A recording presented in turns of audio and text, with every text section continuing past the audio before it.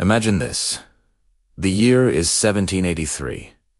The ink is barely dry on the Treaty of Paris, officially ending the American Revolution. The United States of America is born, a fragile, sprawling nation stretching from the Atlantic to the Mississippi. There are fireworks, grand speeches, and a powerful sense of new beginnings. But amidst all the celebration, a huge, practical question looms.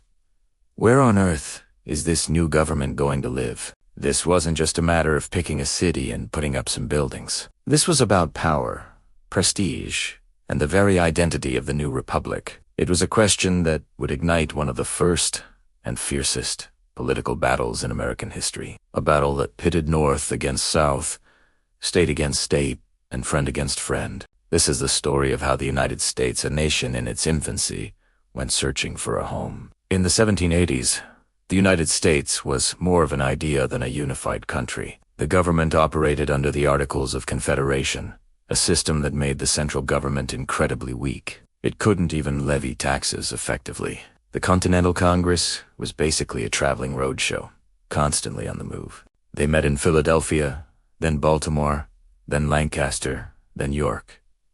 It was chaotic. Think about it.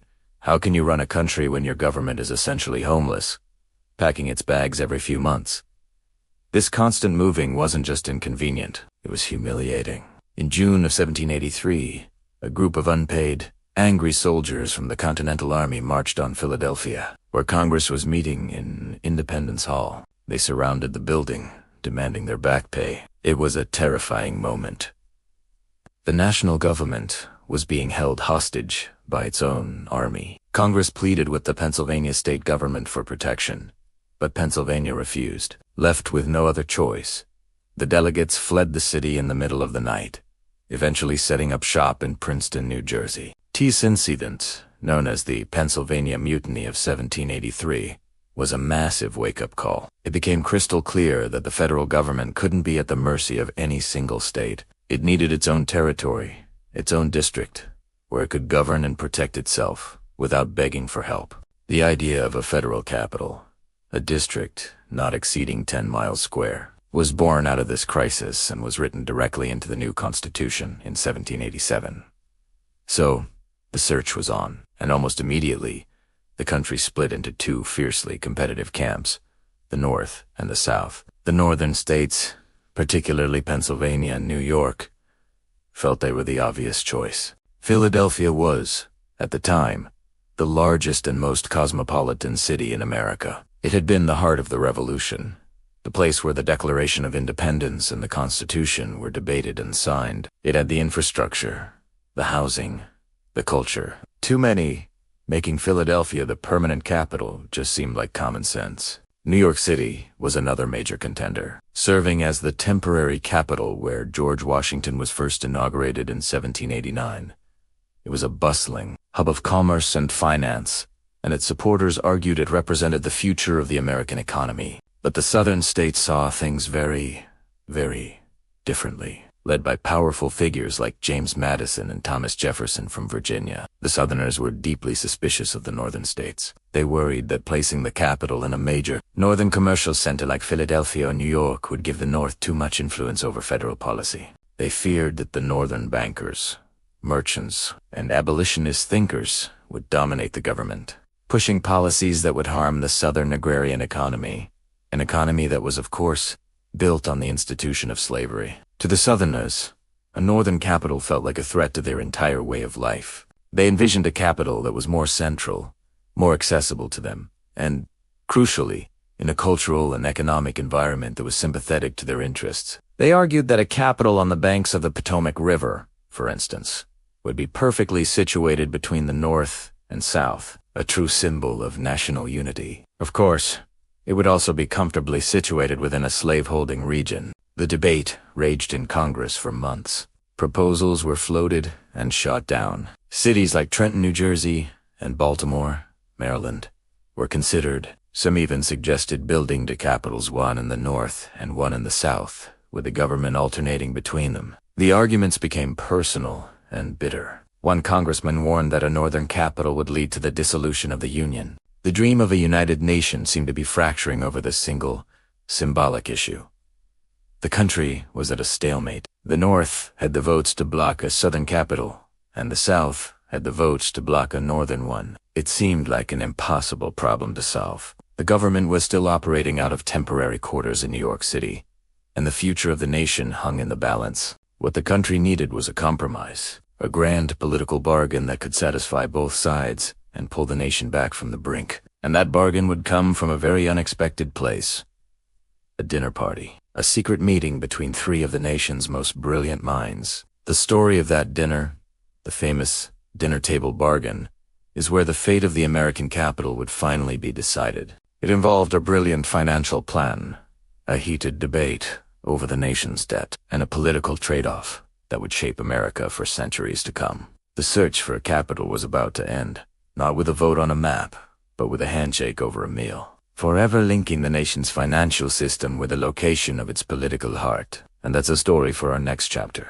Thank you so much for joining me on this journey back to the 1780s. It's incredible to think how a question we take for granted today, where the capital was once a source of such intense conflict. If you found this story as fascinating as I do, please hit that like button and be sure to subscribe and turn on notifications so you do not miss the next chapter in our series. We'd love to have you back for more explorations into the hidden corners of history. See you next time. Hello, history buffs, and welcome back to our series on the American capital. Last time, we explored the nomadic nature of the early Continental Congress. Today, we're diving into Chapter 2, Philadelphia's Temporary Glory. Imagine this. The ink is barely dry on the Constitution. A new nation is taking its first wobbly steps, and it needs a capital. Where does it turn? To the bustling, vibrant, and frankly, most important city in America at the time: Philadelphia. From 1790 to 1800, Philadelphia wasn't just the largest city in the United States. It was the beating heart of the new republic. Congress Hall, right next to the iconic Independence Hall, became the stage for some of the most formative moments in American history. Think about it. This is where the Bill of Rights was ratified. It's where 3 new states, Vermont, Kentucky, and Tennessee, were admitted into the Union. It's where George Washington was inaugurated for his second term, and where he delivered his famous farewell address. The first Bank of the United States was established here, laying the groundwork for the nation's financial system. Philadelphia was, without a doubt, the center of the universe for this fledgling country. The city was a hub of political thought, commerce, and culture. Thinkers, politicians, and diplomats from around the world walked its cobblestone streets. Benjamin Franklin's influence was still felt everywhere, and the city was a beacon of intellectual light. So, if Philadelphia was so great, so central, so perfect, why didn't it just stay the capital?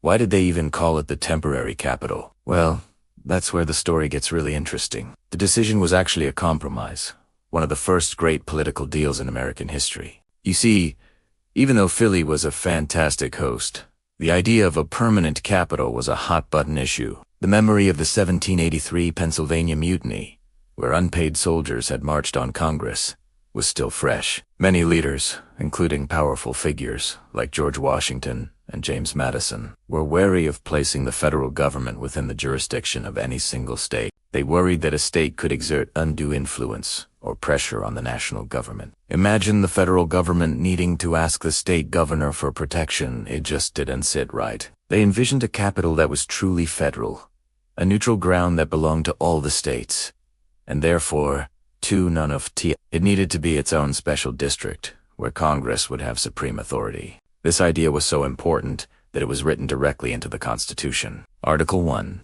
Section 8. Clause 17 gives Congress the power to exercise exclusive legislation in all cases whatsoever, over such district as may, by cession of particular states, and the acceptance of Congress, become the seat of the government of the United States. The founders were planning for a purpose-built capital from the very beginning. But where would this new federal city be? That was the million-dollar question, and it set off a fierce competition between the northern and southern states. Northerners, led by figures like Alexander Hamilton, generally favored a location in the north, closer to the centers of finance and trade. Southerners, led by Thomas Jefferson and James Madison, argued passionately for a location in the South, on the banks of the Potomac River. They believed a Southern capital would keep the government more in touch with the country's agricultural roots and prevent it from being dominated by Northern commercial interests. The debate was intense, threatening to pull the young nation apart before it even got started. Each side saw the location of the capital as a massive strategic advantage for their region's future. The deadlock was finally broken by one of the most famous backroom deals in American politics. The Compromise of 1790. Alexander Hamilton, the Treasury Secretary, had a grand plan to have the federal government assume the state's massive Revolutionary War debts. He saw this as crucial for establishing the nation's credit and tying the wealthy elite to the success of the federal government. However, Southern states, many of whom had already paid off a significant portion of their debts, were staunchly against it. They saw it as a bailout for the Northern states. Here's where the magic happened. According to historical accounts, Thomas Jefferson hosted a dinner party with Hamilton and Madison. Over wine and a good meal, they hammered out a deal. Jefferson and Madison would whip the Southern votes needed to pass Hamilton's debt assumption plan. In exchange, Hamilton would use his influence to secure the Northern votes needed to place the new, permanent capital on the Potomac River, the location favored by the Southerners. It was a masterful piece of political horse trading. The Residence Act of 1790 was passed, officially designating a site on the Potomac to be the permanent capital. But building a city from scratch takes time. The act stipulated that for the next 10 years, while the new federal city was being surveyed and constructed, Philadelphia would serve as the temporary seat of government. And so, Philadelphia's golden decade began. The city embraced its role with gusto. It was a period of incredible growth and prestige, but everyone knew the clock was ticking. The government's presence was a rental, not a purchase. As the 1790s wore on, surveyors like Andrew Ellicott and Benjamin Banneker were busy mapping out the 10-mile square of the future District of Columbia. Architects like Pierre L'Enfant were dreaming up grand avenues and monumental buildings in a swampy patch of land downriver. Throughout this decade, you can almost feel the anticipation building. Every debate in Congress Hall, every bill signed, every diplomatic reception held in Philadelphia was shadowed by the knowledge that this was all temporary. The future was being built elsewhere, on the banks of the Potomac. In the late spring of 1800, the time finally came. Federal archives were packed onto ships and sent down the coast. Government officials, clerks, and President John Adams himself prepared for the move. They were leaving the nation's most sophisticated city for what was essentially a construction site. It was a bumpy, uncomfortable transition, but it was the fulfillment of the founder's vision. Philadelphia's time in the spotlight was over. It had served the nation honorably and played an indispensable role in its formative years. But the dream of a neutral federal city, a capital belonging to all Americans, was about to become a reality. And that new city, Washington, D.C., is where our story will head next. We'll explore the challenges of building a capital from a swamp and the birth of the city that would become the most powerful political center on earth. Thanks so much for watching. If you enjoyed this dive into America's past, don't forget to hit that like button, subscribe to the channel, and ring the notification bell so you don't miss the next chapter in our journey. See you next time. Hey everyone, and welcome back to our series. Today, we're diving into Chapter 3, and it's all about the grand vision of one of America's founding fathers, George Washington. Imagine this. The year is 1790. The American Revolution is won. The Constitution is signed, but the young United States is still a fragile entity. The government is nomadic, bouncing between cities like Philadelphia and New York. There's no central, permanent home. This lack of a fixed capital wasn't just a logistical headache. It was a symbol of the nation's disunity. States were squabbling. Regional tensions were high. And the very idea of a unified United States felt more like an aspiration than a reality. This is where George Washington steps onto the stage, not as a general, but as a visionary president. He saw beyond the immediate chaos and political infighting. He understood that for this new republic to survive and thrive, it needed more than just laws and a constitution. It needed a heart, a physical embodiment of its ideals, a place that belonged not to any single state, but to all Americans. Washington didn't just want a new capital city. He dreamed of a magnificent federal city, a purpose-built capital that would rise from the ground, designed from scratch to be the epicenter of American democracy. This wouldn't be just another city that happened to host the government. It would be a statement to the world, a declaration in stone and streetscape that the United States was here to stay, that it was a nation of strength, permanence, and unity. His vision was incredibly ambitious. He imagined a city that would reflect the grandeur and the principles of the new republic. Think about the layout of ancient Rome or the great capitals of Europe. Washington wanted something on that scale, but uniquely American. He envisioned wide avenues, grand public buildings, and monuments dedicated to liberty and the heroes of the Revolution. This city would be a school for the nation, a place where citizens could come and see their government in action, to be inspired by the architecture of democracy. But why was this so important to him? It was about psychology and symbolism. A permanent capital would physically bind the states together. By placing it on the Potomac River, halfway between the northern and southern states, it was a brilliant political compromise. It showed that this new government wasn't favoring one region over another. It was a neutral ground, a common space where representatives from Georgia to New Hampshire could meet as equals. Washington took a personal, hands-on role in this project. He wasn't just signing decrees from a desk. He was out there, on horseback, surveying the land himself. He personally selected the site along the Potomac, a piece of undeveloped, swampy terrain. Many people thought he was crazy. They saw a mosquito-infested marsh. He saw the future seat of an empire of liberty. He oversaw the competition to design the city, famously choosing Pierre L'Enfant, a French engineer who had served with him in the Revolutionary War. L'Enfant shared Washington's grand vision, planning a city with a grid of streets overlaid with sweeping diagonal avenues, creating dramatic vistas and focal points for important buildings. The Capitol building would sit on a high hill, overlooking the city, symbolizing the power of the people. The president's house would have a commanding view of the Potomac River, connecting the nation's leader to its vital commercial waterways. This wasn't just urban planning, it was nation building. Every decision, from the width of the streets to the placement of the monuments, was deliberate. It was all designed to foster a sense of national identity and pride. Washington believed that if Americans could see a capital that was dignified, orderly, and beautiful, they would start to see their nation in the same way. It was a physical representation of the motto, E pluribus unum, out of many, one.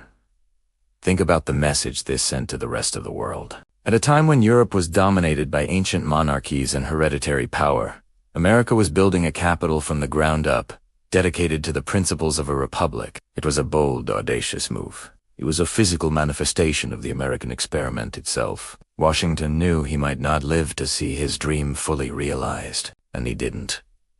When he died in 1799, the city that would eventually bear his name was still very much a construction site. It was muddy, sparsely populated, and a far cry from the magnificent metropolis he had imagined. But the cornerstone had been laid, not just for the buildings, but for the idea of a unified nation. His vision was the blueprint. He provided the momentum, the political will, and the unwavering belief that this project was essential for the soul of the country. He saw the capital as a lasting legacy, a gift to future generations, a place that would grow with the nation, reflecting its triumphs and its struggles, but always standing as a symbol of the enduring union he fought so hard to create. So, when you look at Washington, D.C. today, the monuments, the Capitol Dome, the White House, remembered that it all started as a dream in the mind of one man who believed that to build a nation, you first had to give it a home that would represent the strength, the unity,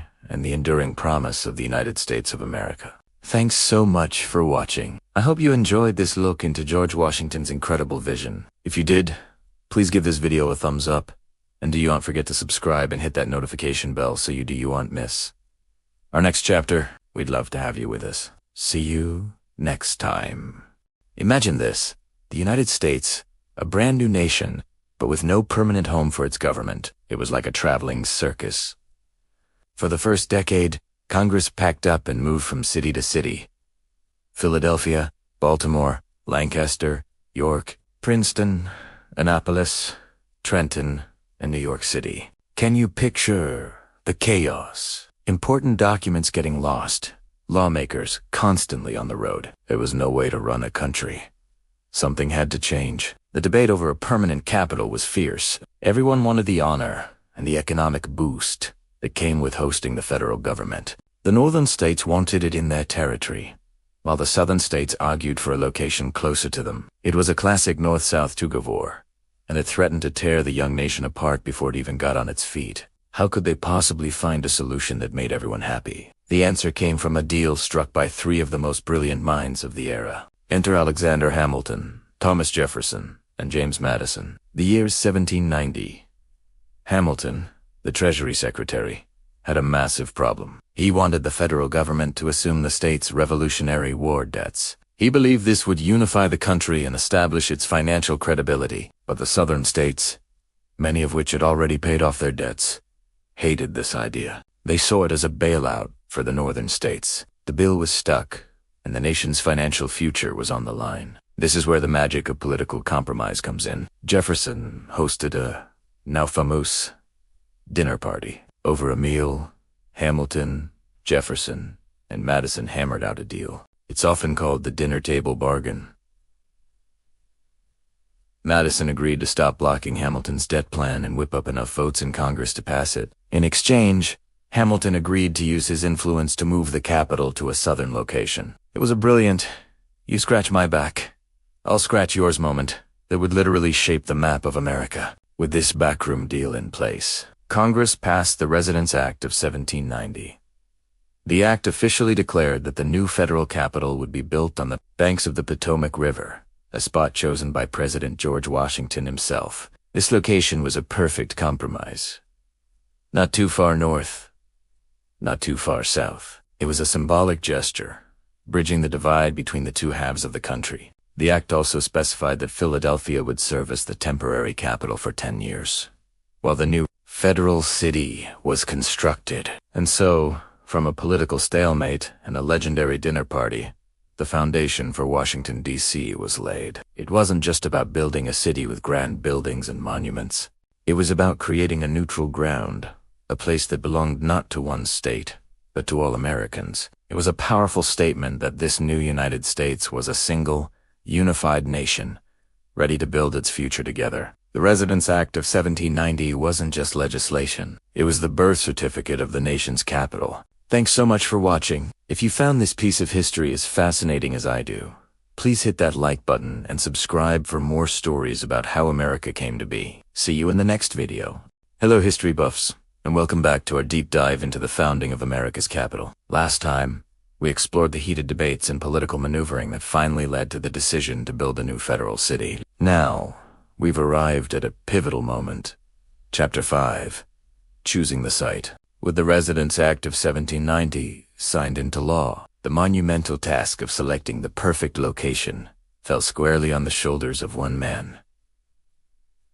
President George Washington. This wasn't a decision to be taken lightly. The future capital needed to be more than just a collection of government buildings. It had to be a symbol of the new nation's ideals, a center for commerce, and a place that could unite the disparate states. The law stipulated that the site be located on the Potomac River, somewhere between the eastern branch, now known as the Anacostia River, and the Kanagache Creek, a stretch of land about 80 miles long. This general area was a compromise.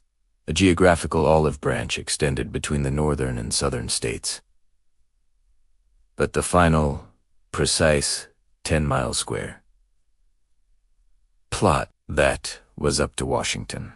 And who better for the job? Washington wasn't just a distant president making a choice from a map in Philadelphia. He was a Virginian, a surveyor by trade, and a man who knew the Potomac River like the back of his hand. He had spent his life along its banks, from his childhood home at Pope's Creek to his beloved estate at Mount Vernon. He understood its currents, its depths, its commercial potential, and its strategic importance. He had long dreamed of the Potomac as a vital artery of commerce, a gateway connecting the eastern seaboard to the vast, untapped resources of the western frontier.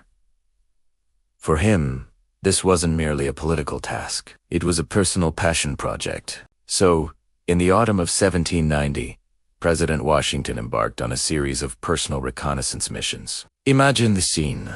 the most powerful man in the young nation, not in a grand carriage surrounded by an entourage, but on horseback, methodically riding through the countryside, his surveyor's eye taking in every detail. He wasn't looking for a pristine, ready-made city location. Instead, he was evaluating the raw potential of the land itself. He personally selected the area we now know as Washington, D.C., a tract of land straddling the Potomac, carved out from Maryland and his home state of Virginia. At the time, this wasn't the bustling metropolis we see today. Far from it. It was a rugged, rustic landscape, a patchwork of dense forests, open tobacco fields, and marshy low-lying swamps. To many it might have seemed an inhospitable, even foolish, choice. The area was known for its humid summers, mosquitoes, and muddy terrain. It was a far cry from the established urban centers of Philadelphia or New York. So why did he choose this specific spot? Washington's vision went beyond the immediate challenges. He saw the confluence of the Potomac and the eastern branch as a natural harbor, a perfect nexus for trade and shipping. He noted the high ground of Jenkins Hill, which he famously called a pedestal waiting for a monument. He envisioned this hill, which we now call Capitol Hill, as the grand stage for the new Capitol building, overlooking the city and the river. He also saw the strategic and symbolic value. The site was centrally located among the 13 original states. By placing the capital here, it was neither truly northern nor southern, but a bridge between the two, embodying the very union the country was striving to perfect. It was a physical manifestation of the motto, E pluribus unum. Out of many, one. He could see past the swamps and the thickets to the grand avenues and monumental architecture that would one day rise from the mud. He was not just choosing a piece of land, he was laying the foundation for a city that would represent the power, permanence, and aspirations of the United States. The selection process wasn't without its local complexities. The land was owned by several proprietors, families who had farmed it for generations. Washington had to personally engage with these landowners, a group that included figures like Daniel Carroll of Duddington and David Burns. He had to use his considerable charm and political skill to persuade them to sell their ancestral lands for the good of the nation. It was a delicate negotiation, balancing federal authority with the rights of private citizens. Washington appointed 3 commissioners, Thomas Honson, Daniel Carroll, and David Stewart, to oversee the surveying and acquisition of the land. But make no mistake, the president's personal involvement was the driving force. He reviewed survey maps, corresponded tirelessly with the commissioners and his chosen surveyor, Andrew Ellicott, and his assistant, the brilliant Benjamin Banner. He was intimately involved in every decision, from the precise placement of the boundary stones to the layout of the city's future streets. In essence, Washington's choice was an act of incredible foresight and optimism. Where others saw a swampy backwater, he saw the heart of a future empire. He saw the potential for a city that would not only house the government but also inspire its citizens and command respect on the world stage. It was a bold gamble, betting on the future growth and prosperity of the young republic. He was planting a seed in the soil of Maryland and Virginia, confident that from this land of forests, fields, and swamps, a great capital would grow. And so, the stage was set. The location was chosen, not by a committee or by chance, but by the singular vision of George Washington. His deep personal connection to the Potomac, his expertise as a surveyor, and his unwavering belief in America's destiny all converged on this 10-mile square. The raw earth was ready. The next challenge, to transform this wilderness into a city worthy of a new nation. And that meant finding someone with a vision as grand as Washington's to design it. Join us next time as we introduce the enigmatic and brilliant figure who would answer that call. Pierre Charles L'Enfant, the man who would dream up the magnificent plan for Washington, D.C. It's a story of genius, ambition, and conflict that you 1-2-1-2 me's. Thanks so much for watching. If you're enjoying this journey into the past, please hit that like button, subscribe to the channel, and ring the bell so you don't miss a single chapter. We'll see you in the next video. Ever wonder how a capital city gets its name? It's not always as simple as pointing at a map. In the case of the United States Capitol, it was a process steeped in history, respect, and a vision for the future. Today, we're diving deep into the story behind the names. The District of Columbia and the City of Washington. It's a tale that connects a legendary explorer with the nation's revered first president. Let's rewind the clock to the late 18th century. The newly formed United States had just decided to build a brand new capital city from scratch, a federal territory that wouldn't belong to any single state. This was a monumental undertaking. They had the land, a 10 miles square, carved out from Maryland and Virginia along the Potomac River. They had the visionary city plan, thanks to Pierre L'Enfant, but it was still just a plot of land, a federal district, an unnamed project. It needed an identity, a name that would resonate through the ages. On September 9, 1791, the three commissioners appointed by President George Washington to oversee the capital's development, Thomas Consul, Daniel Carroll, and David Stewart, came together to make a pivotal decision. They needed to officially name this new federal territory and the city that would be its heart. This wasn't just a bureaucratic task. It was an act of historical significance. The names they chose would define the nation's seat of power forever. First, let's talk about the district itself. The commissioners chose the name District of Columbia. Why? Columbia? This name was a poetic and popular term for the Americas, and by extension, the United States, in the 18th century. It was a romantic, almost mythic name that evoked a sense of national identity and destiny.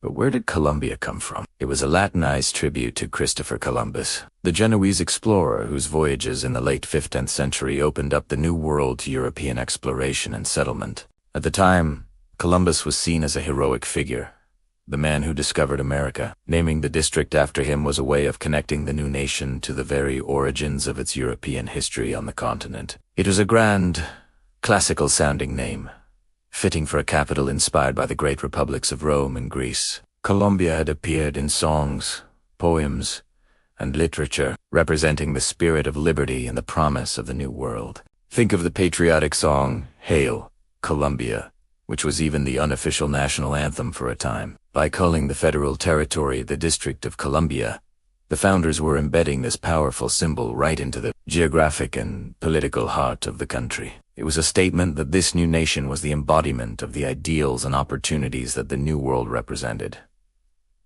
So, that covers the district. But what about the city within it? The commissioners had another, equally important name to decide. For the city itself, the choice was unanimous and, in hindsight, completely natural. Deina Medit. Washington.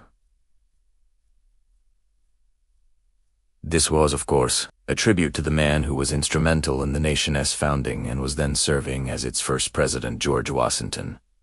This was a remarkable act of respect. It's rare for a major city, let alone a nation's capital, to be named after a living person. But the reverence for George Washington was immense. He wasn't just a political leader. He was the father of his country.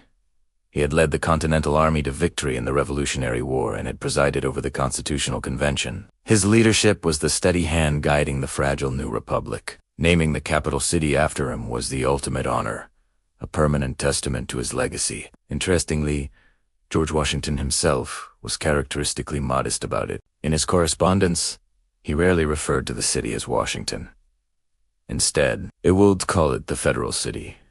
It speaks volumes about his character that he felt a certain humility about having the nation's capital bear his name. But the commissioners and the public felt differently. They saw it as a fitting tribute to the man who embodied the principles of the new republic: integrity, leadership, and selfless service. So, on that September day in 1791, the identity of the capital was formally sealed. In a letter, the commissioners announced their decision. The district would be the territory of Columbia, and the city would be the city of Washington. Name territory soon evolved into district, but the core name stuck. The city of Washington, in the District of Columbia. It is a name that perfectly balances the historical sweep of the continent's European discovery with the specific foundational leadership of the United States' first president. Think about the powerful combination. Columbia represents the grand, sweeping idea of America.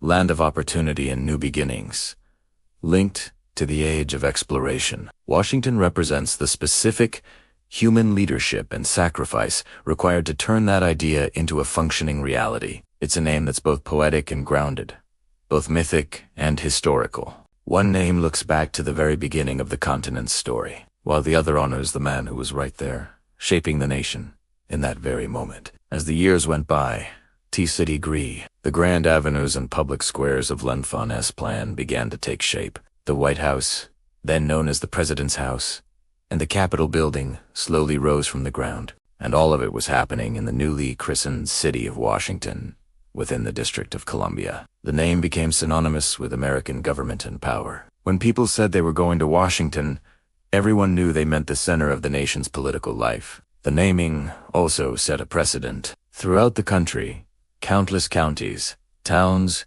and streets would be named Washington or Columbia. But the capital city held the original and most significant claim to those names. It was a declaration to the world.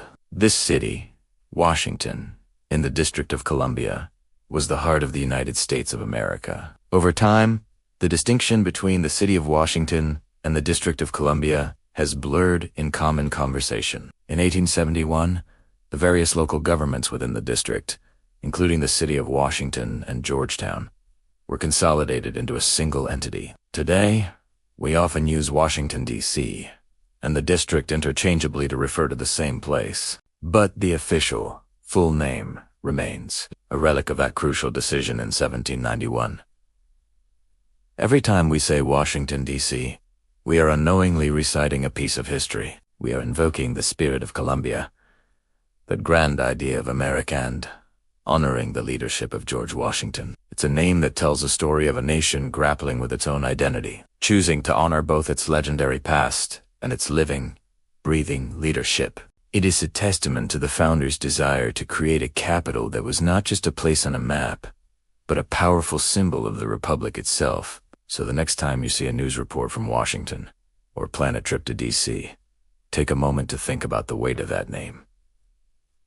It's more than just a label. It's a compact history lesson, a tribute, and a statement of national identity all rolled into one. It's the story of how a patch of land on the Potomac became Washington, in the District of Columbia, the enduring capital of the United States. Thank you so much for joining me on this historical deep dive. If you found this story as fascinating as I do, please hit that like button and subscribe to the channel for more explorations into the hidden histories that shape our world. Don't forget to ring the notification bell so you won't miss our next chapter. We'll see you in the next video.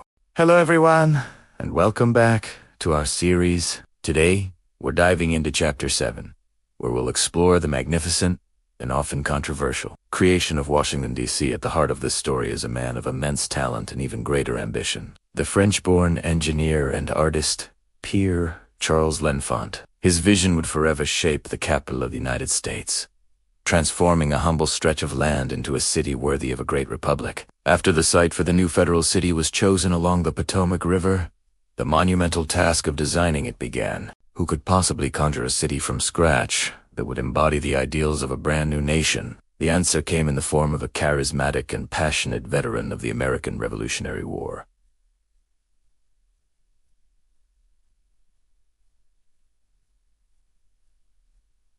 Pierre L'Enfant had served alongside George Washington, and his loyalty to his adopted country was matched only by his artistic flair. Washington, recognizing L'Enfant's unique blend of military engineering skill and European design sensibilities, entrusted him with this historic commission. L'Enfant wasn't just hired to draw a map. He was tasked with creating a symbol, a physical manifestation of American democracy, power, and permanence. He eagerly accepted, seeing it as the project of a lifetime. L'Enfant arrived at the site in the spring of 1791. What he saw was not a grand canvas, but a challenging landscape of dense woods, marshy swamps, and rolling hills. Where others might have seen obstacles, L'Enfant saw opportunity. He didn't want to just lay down a simple grid of streets, like Philadelphia. No, his vision was far more dramatic, inspired by the grand capitals of Europe, particularly Paris and the gardens of Versailles, which he knew from his youth. He envisioned a city that was both functional and breathtakingly beautiful, a stage for the great drama of American governance. He spent weeks on horseback, surveying every creek and hill, letting the natural topography guide his design. He identified the most prominent ridge as the perfect location for the Congress House, what we now know as the Capitol building. He then selected a second elevated spot with a commanding view of the Potomac River for the president's house. These two buildings would serve as the anchors of his entire plan. The genius of L'Enfant's design lies in its unique combination of a regular street grid with a superimposed network of broad, diagonal avenues. The grid system provided order and facilitated the sale of land lots, which was crucial for funding the city's construction. But it was the avenues that gave the city its soul. These grand boulevards, named after the states of the Union, were designed to connect key points and create dramatic, sweeping vistas. Imagine standing at one of the city's famous circles and seeing a direct line of sight down a wide avenue to a monumental building in the distance.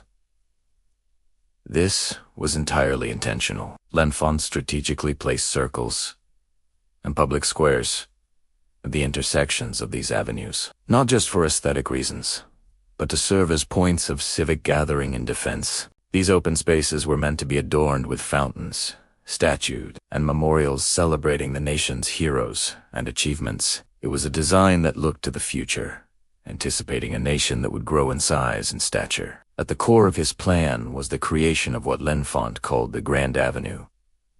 This was a vast, 400-foot-wide, mile-long public walk, stretching from the Capitol building westward. Today, we know this magnificent expanse as the National Mall. L'Enfant envisioned it not as the simple grassy park we see now, but as a bustling, ceremonial boulevard lined with gardens, grand residences, and the embassies of foreign nations. It was meant to be the social and cultural heart of the city, a place where citizens could stroll and mingle, connecting the legislative branch with a proposed equestrian statue of George Washington near the river. The scale was audacious.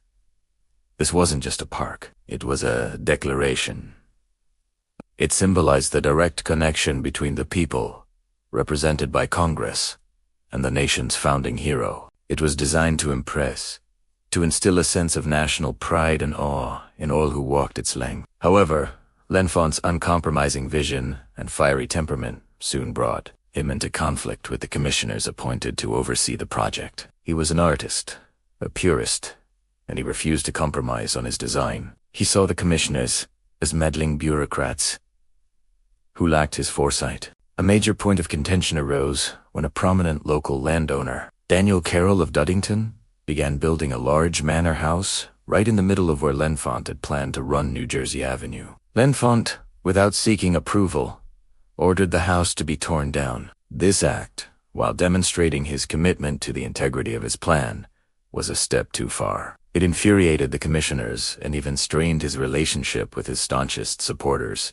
George Washington and Thomas Jefferson. They needed to raise money by selling lots, and L'Enfant's refusal to produce a finalized, engravable map for the land auctions was causing major delays and financial strain. The breaking point was inevitable. L'Enfant believed that he alone should have complete authority over every aspect of the city's development, from the placement of avenues to the design of individual buildings. The commissioners, tasked with the practical and financial realities of the project, saw him as insubordinate and uncooperative. After months of escalating disputes, in February 1792, George Washington, with a heavy heart, dismissed Pierre L'Enfant from his post. It was a tragic end to his involvement in the project he had poured his soul into. He was offered a payment of 500 guineas and a city lot for his work, but his pride was so wounded that he refused it, feeling it was wholly inadequate compensation for creating the blueprint of a nation's capital. L'Enfant left Washington, taking his detailed plans with him, leaving the project in a state of uncertainty. Despite L'Enfant's abrupt departure, his vision was too powerful to be abandoned. The task of continuing the work fell to Andrew Ellicott, a skilled surveyor who had been working alongside L'Enfant. Ellicott, with the help of his assistant, the brilliant Benjamin Banneker, a free African-American astronomer and mathematician, reconstructed L'Enfant's plan from memory and surviving survey notes. While they made some minor modifications, the plan that was eventually engraved and published in 1792 was overwhelmingly faithful to L'Enfant's original grand design. The wide avenues, the circles, the monumental spaces, and the iconic National Mall, all the core elements of his vision were preserved. It is a testament to the strength of his ideas that they survived his own difficult personality and his dramatic exit from the project. The city that began to rise from the mud of the Potomac was, in spirit and in structure, L'Enfant City. For the rest of his life, Pierre L'Enfant fought for recognition and what he felt was fair compensation for his work. He petitioned Congress repeatedly, but his efforts were largely in vain. He lived the remainder of his years in relative poverty and obscurity, often as a guest at the estates of friends who recognized his genius. He died in 1825 and was buried in a modest grave on a friend's property in Maryland. It seemed as though the man who designed America as capital would be forgotten by the very nation he had served. But history, eventually, has a way of correcting its oversights. As Washington, D.C. grew over the next century into the majestic city he had envisioned, appreciation for his original plan was revived. In the early 20th century, the Macmillan Commission was formed to restore and expand upon L'Enfant's original concept, which had been partially obscured by haphazard development over the years. This led to the creation of the National Mall as we know it today, solidifying L'Enfant's legacy. In 1909, in a final act of recognition, his remains were exhumed, brought to the Capitol building to lie in Staton honor, typically reserved for presidents and national heroes, and then reinterred at Arlington National Cemetery, on a hill overlooking the magnificent city he designed. Today, his tomb offers one of the best views of Washington, D.C., a permanent tribute to the visionary artist whose grand design gave America its enduring and iconic capital. His story is a powerful reminder that a great vision can outlive its creator, triumphing over conflict and neglect to shape a nation's identity. Thank you so much for joining me for this chapter. The story of Pierre L'Enfant is a fascinating mix of genius, passion, and tragedy, and his impact is all around us. If you enjoyed this video, please give it a thumbs up. And do not forget to subscribe and hit that notification bell so you do not miss our next chapter. We'd love to hear your thoughts in the comments below. Until next time. Hello and welcome back to our series. Today, we've reached a pivotal and dramatic moment in our story. Chapter 8, Conflict and Dismissal. We've seen how our protagonist, a true visionary, laid out ambitious, world-changing plans. He was a force of nature, pushing against the current, determined to reshape the future. But, as is often the case with pioneers, the path was anything but smooth. The very boldness that fueled his genius also created friction. He challenged the status quo, questioned long-held traditions, and demanded a pace of change that left many feeling uncomfortable, even threatened. The established powers, the gatekeepers of the old way, began to see him not as a leader, but as a liability. Whispers in the hallways turned into heated arguments in the boardroom. His unwavering conviction was relabeled as stubbornness, his passion as recklessness. It started with small roadblocks. Budgets were mysteriously tightened for his projects. Key team members were reassigned. Memos went unanswered.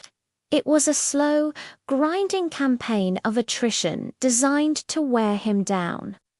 He fought back, of course, armed with data, logic, and the sheer power of his vision. He argued that they were on the cusp of a breakthrough, that to pull back now would be a monumental mistake. He pleaded with them to see the bigger picture, to look beyond the quarterly reports and embrace a legacy that would last for generations. But the opposition was entrenched. They saw risk where he saw opportunity. They saw disruption where he saw progress. The conflict escalated, reaching a boiling point. The details are complex, a web of political maneuvering and personal disagreements. Accusations were thrown, alliances were broken, and the chasm between his forward-thinking ideals and the institution's conservative stance grew too wide to bridge.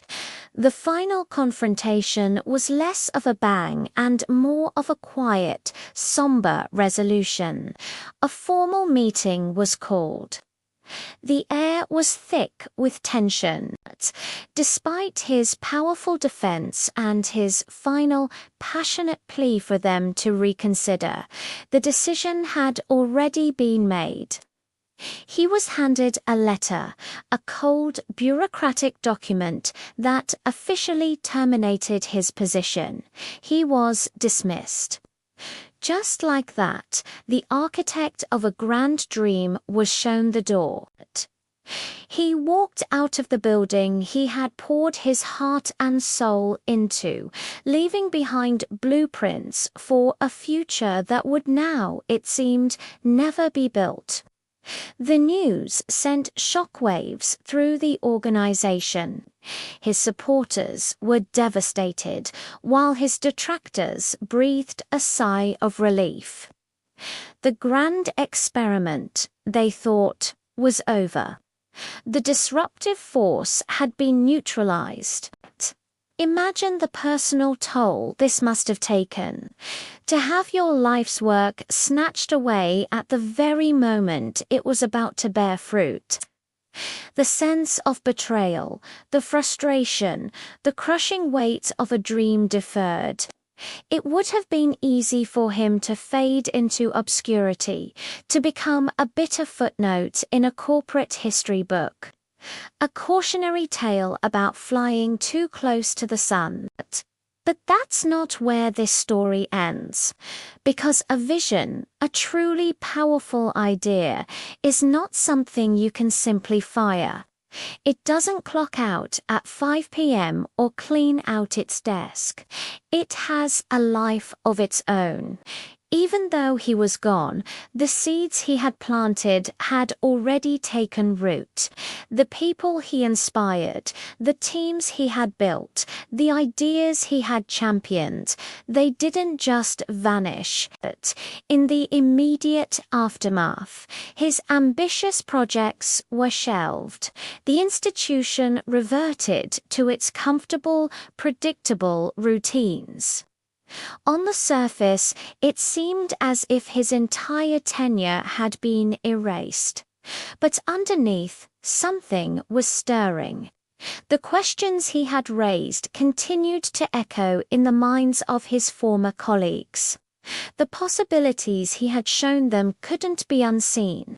Younger members of the team, who had been energized by his leadership, started meeting in secret, discussing how they could keep the spirit of his work alive.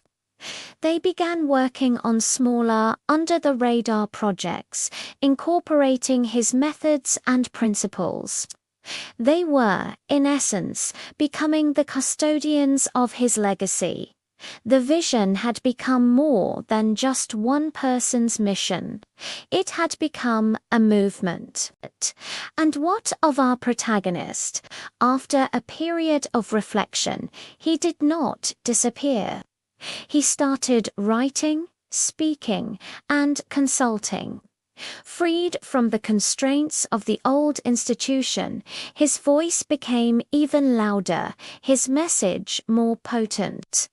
He found new allies, new platforms, and new ways to push his ideas forward. He proved that his dismissal was not an end, but an unexpected and perhaps necessary new beginning. Years passed, the world changed, and the very future he had predicted began to unfold. The institution that had dismissed him now found itself struggling, falling behind, haunted by the ghost of the opportunity it had squandered. Eventually, facing obsolescence, they were forced to look back. They dusted off his old plans, the very ones they had once called reckless. And in a moment of supreme irony, they began to implement them piece by piece. They tried to claim his vision as their own, a desperate attempt to catch up to the future they had once rejected. But the credit truly belonged to the man they had cast out and the enduring power of his ideas. His dismissal, though painful, ultimately failed to stop his work. In fact, it may have amplified it, liberating his vision from the confines of one organization and setting it free to inspire the world. It's a powerful lesson. You can dismiss a person, but you can't dismiss a powerful idea whose time has come. His bold plans were left incomplete by his own hand, but his vision endured, carried forward by others, and ultimately vindicated by time itself. Thank you so much for joining us for this dramatic chapter. It really shows how perseverance can triumph over adversity. If you found this story as compelling as I did, please hit that like button. And be sure to subscribe and turn on notifications so you don't miss the next part of our journey. We'd love to hear your thoughts in the comments below. Until next time, stay curious. Picture this: a vast, muddy expanse, dotted with newly surveyed plots and a handful of fledgling buildings. The year is 1793. The place, the future capital of the United States. This isn't the Grand Washington, D.C. we know today. It's a city in its infancy, a bold idea taking its first tentative steps. And on a crisp autumn day, September 18th to be exact, something truly monumental is about to happen. A moment that will literally set the foundation for American democracy. Hello everyone, and welcome back to our channel. Today, we're stepping back in time to witness one of the most symbolic events in American history: the laying of the cornerstone for the United States Capitol building. It's a story filled with ceremony, symbolism, and a profound sense of hope for a young nation. The man at the center of it all was none other than President George Washington himself. But this wasn't just a presidential duty. Washington was deeply, personally invested in the creation of this new federal city. He had overseen the land surveys, negotiated with the original landowners, and championed the vision of a capital that would embody the ideals of the new republic. This day was the culmination of years of planning and dreaming. Let's set the scene. The day began with a procession. It wasn't a massive parade by modern standards, but for the time, it was a significant gathering. Local militia companies, distinguished citizens, and a large contingent of Freemasons assembled in President's Square, which we now know as Lafayette Square, right in front of the White House. At around 10 a.m., they set off, marching south and then east toward Jenkins Hill, the elevated site chosen for the Congress House. Now, the involvement of the Freemasons is a crucial part of this story. Washington, a dedicated Mason himself, participated in the ceremony as the Grand Master Pro Tempore of the Grand Lodge of Maryland. Freemasonry, with its emphasis on brotherhood, morality, and the use of architectural tools as symbols for building a better society, was deeply intertwined with the ideals of the American Revolution. The Masons saw the construction of the Capitol as a parallel to the construction of a virtuous republic, built on a solid foundation of liberty and justice. As the procession reached the site, a crowd of spectators had gathered, their excitement palpable. They were about to witness history. The foundation of the building had already been partially excavated, and a large specially prepared cornerstone was waiting. The ceremony itself was rich with Masonic ritual. Washington, adorned in his full Masonic regalia, including a special apron said to have been embroidered by Martha Washington's cousin, descended into the foundation trench. With him were the other officers of the Masonic Lodge. The cornerstone, a massive block of stone, was lowered into place with the help of 3 master masons. Then, the symbolic rites began. Washington applied the traditional Masonic working tools: the square, to ensure the stone was properly aligned; the level, to check that it was horizontal; and the plumb to verify it was vertical.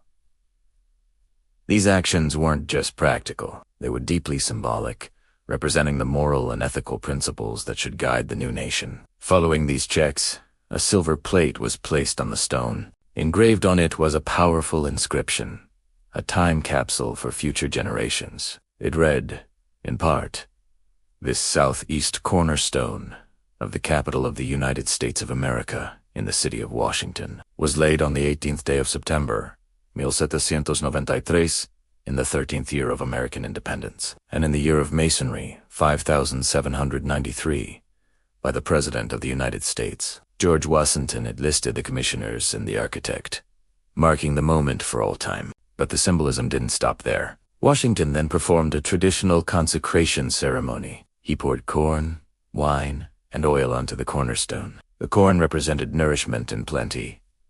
The wine symbolized joy and gladness, and the oil stood for peace and harmony. It was a prayer, an offering, and a powerful expression of hope that the nation built upon this foundation would be prosperous, joyful, and peaceful. Imagine the scene. Washington, the stoic leader who had guided the country through war in its tumultuous early years, standing in the dirt, performing this ancient ritual. He then delivered a short but powerful speech, his voice likely ringing with a mix of solemnity and optimism. He spoke of the Capitol as a temple of liberty and a monument to the enduring principles of the new government. The ceremony concluded with a volley of cannon fire from the local artillery, echoing across the Potomac River, a thunderous announcement that the work had begun. After the official proceedings, the participants and spectators celebrated with a barbecue. An entire 500-pound ox was roasted, and everyone shared in a communal feast. It was a fitting end to the day, a symbol of community and shared purpose. From the highest officials to the common laborers, everyone present was part of this grand, collective project. This ceremony wasn't just about constructing a building. It was a profound act of nation building. It physically and symbolically anchored the federal government to a specific place. For the first time, the abstract ideals of the Constitution were being given a physical home, a magnificent structure designed to inspire and reflect the gravity of the work that would take place within its walls. The cornerstone Washington laid was for the southeast corner of the original, smaller building. Over the next several decades, the Capitol would grow and evolve, surviving fires and expansions, mirroring the growth and struggles of the nation itself. But it all started with this single stone, placed with ceremony and hope by the nation's founding father. This event solidified the idea that Washington, D.C. would be the permanent seat of power, ending the debates and political wrangling that had seen the capital move from city to city. It was a public declaration of permanence and stability. It sent a message to the world that the United States was not a temporary experiment but a lasting republic, building for the ages. So, the next time you see a picture of the U.S. Capitol, with its magnificent dome and sprawling wings, remember that day in 1793. Remember George Washington, in his Masonic apron, with a trowel in hand, not just laying a stone, but laying the foundation of a dream of a government of the people, by the people, and for the people, housed within a building that would become one of the most recognizable symbols of democracy in the world. Thank you so much for joining me on this journey back in time. It's these moments, these foundational stories, that help us understand the deeper meaning behind the monuments we see every day. If you found this interesting, please hit that like button. And don't forget to subscribe and click the notification bell so you don't miss our next chapter in history. We'd love to hear your thoughts in the comments below. Until next time, stay curious. Have you ever stood in Washington, D.C., looked at the Capitol building or the White House, and just marveled at their grandeur? These structures are symbols of American democracy and freedom. But have you ever wondered who actually built them? The story isn't just about famous architects and founding fathers. It's a story of grit, sweat, and hardship. And it's a story that for too long has remained in the shadows. Today, we're pulling back the curtain on Chapter 10 of America's story. The early builders. We'll uncover the largely untold history of the thousands of workers, many of them enslaved, who physically constructed the capital of the United States. Their hands laid the very foundations of the buildings that defined the nation. So, let's go back in time, to the late 1700s, to a swampy, humid patch of land along the Potomac River, and meet the real people who built Washington. It's 1791. The newly formed United States has a grand vision for its capital city, a federal city designed by Pierre L'Enfant. But a vision on paper is one thing, turning it into reality is another. The chosen site was mostly wilderness, moody, marshy, and thick with forests. It was an ambitious, almost impossible undertaking. To carve a capital out of this rugged landscape, the government needed a massive workforce. But where would they find one? The answer reveals a difficult truth about early America. The commissioners in charge of building the city turned to local landowners, and those landowners brought their most valuable asset, enslaved people. They were rented out by their owners, who received payment from the government, while the enslaved laborers themselves received nothing for their monumental efforts. Imagine the scene. From dawn until dusk, hundreds of men were thrown into the raw, unforgiving environment. Their first task was clearing the land. With simple axes and saws, they felled massive trees that had stood for centuries. They dug up stubborn roots and cleared dense underbrush, transforming the wild landscape into a sprawling construction site. Then came the quarries. Along Aquia Creek in Virginia, enslaved laborers, alongside some free black and white workers, cut and chiseled enormous blocks of sandstone. These was back-breaking work. They used hand drills, hammers, and wedges to split the rock, then loaded the heavy stones onto ships for the difficult journey up the Potomac River. Each block was a testament to their incredible strength and endurance, yet their names were rarely, if ever, recorded. Once the stone arrived, the work was far from over. The construction sites were a chaotic mix of mud, timber, and stone. Workers toiled in the oppressive summer heat and humidity, a breeding ground for diseases like malaria. In the winter, they faced freezing temperatures with little protection. They dug the foundations for the Capitol and the President's house, often waist-deep in mud and water. They mixed mortar by hand, hauled impossibly heavy materials, and laid the very stones that still stand today. It was dangerous, relentless labor, and for the enslaved workers, there was no choice and no escape. Their lives were a cycle of grueling work, inadequate food, and harsh living conditions, all while building the monuments of a nation that proclaimed liberty for all, but not for them. While enslaved African Americans formed the backbone of the labor force, they weren't alone. The construction sites were a complex mix of people. There was skilled artisans and stonemasons from Scotland and other parts of Europe, bringing their expertise to the project. There were also local white laborers and a significant number of free African Americans who worked for wages. However, the hierarchy was clear. The highest paying, most skilled jobs were typically reserved for white workers. Free black workers often found themselves in roles somewhere in the middle, while the most physically demanding and dangerous tasks were overwhelmingly forced upon the enslaved. This created a complicated and often tense social environment on the ground, a microcosm of the deep-seated inequalities of the era, all playing out at the very heart of the nation's construction. So, how do we know all of this? For a long time, this history was buried, but historians have painstakingly pieced together the story from old government ledgers, payroll records, letters, and diaries. These documents, while often cold and transactional, provide undeniable proof. We see entries recording payments made to slave owners for the hire of their people. For example, the records show payments to figures like Thomas Jefferson and George Mason for renting out individuals they enslaved. We also see records of supplies, cornmeal, salted pork, and basic clothing that were provided for the enslaved workforce. These documents don't often give us names or personal stories, but they paint a clear picture. They confirm that the federal government itself was deeply complicit in the institution of slavery, using enslaved labor as a crucial, cost-saving tool to build its own capital. One of the most powerful stories that has emerged is that of the master stonemason, Colin Williamson. He was a skilled Scottish craftsman hired to oversee the stone carving. When he struggled to find enough skilled European masons willing to work in the harsh conditions, he trained a team of enslaved African Americans. These men, whose names are lost to history, became highly skilled stone carvers themselves. They learned the intricate trade and were responsible for much of the detailed decorative work on the early government buildings. It's an incredible story of resilience and skill. but it also has a bitter ending. When Williamson asked the commissioners to give these men the recognition and wages of master craftsmen, his request was denied. Soon after, he was dismissed. It was a stark reminder that even exceptional skill could not overcome the brutal reality of slavery. The legacy of these early builders is all around us in Washington, D.C. It's in the sandstone walls of the White House, in the foundation of the U.S. Capitol, and in the very layout of the city. For centuries, their contribution was ignored, their story erased from the official narrative. But that is changing.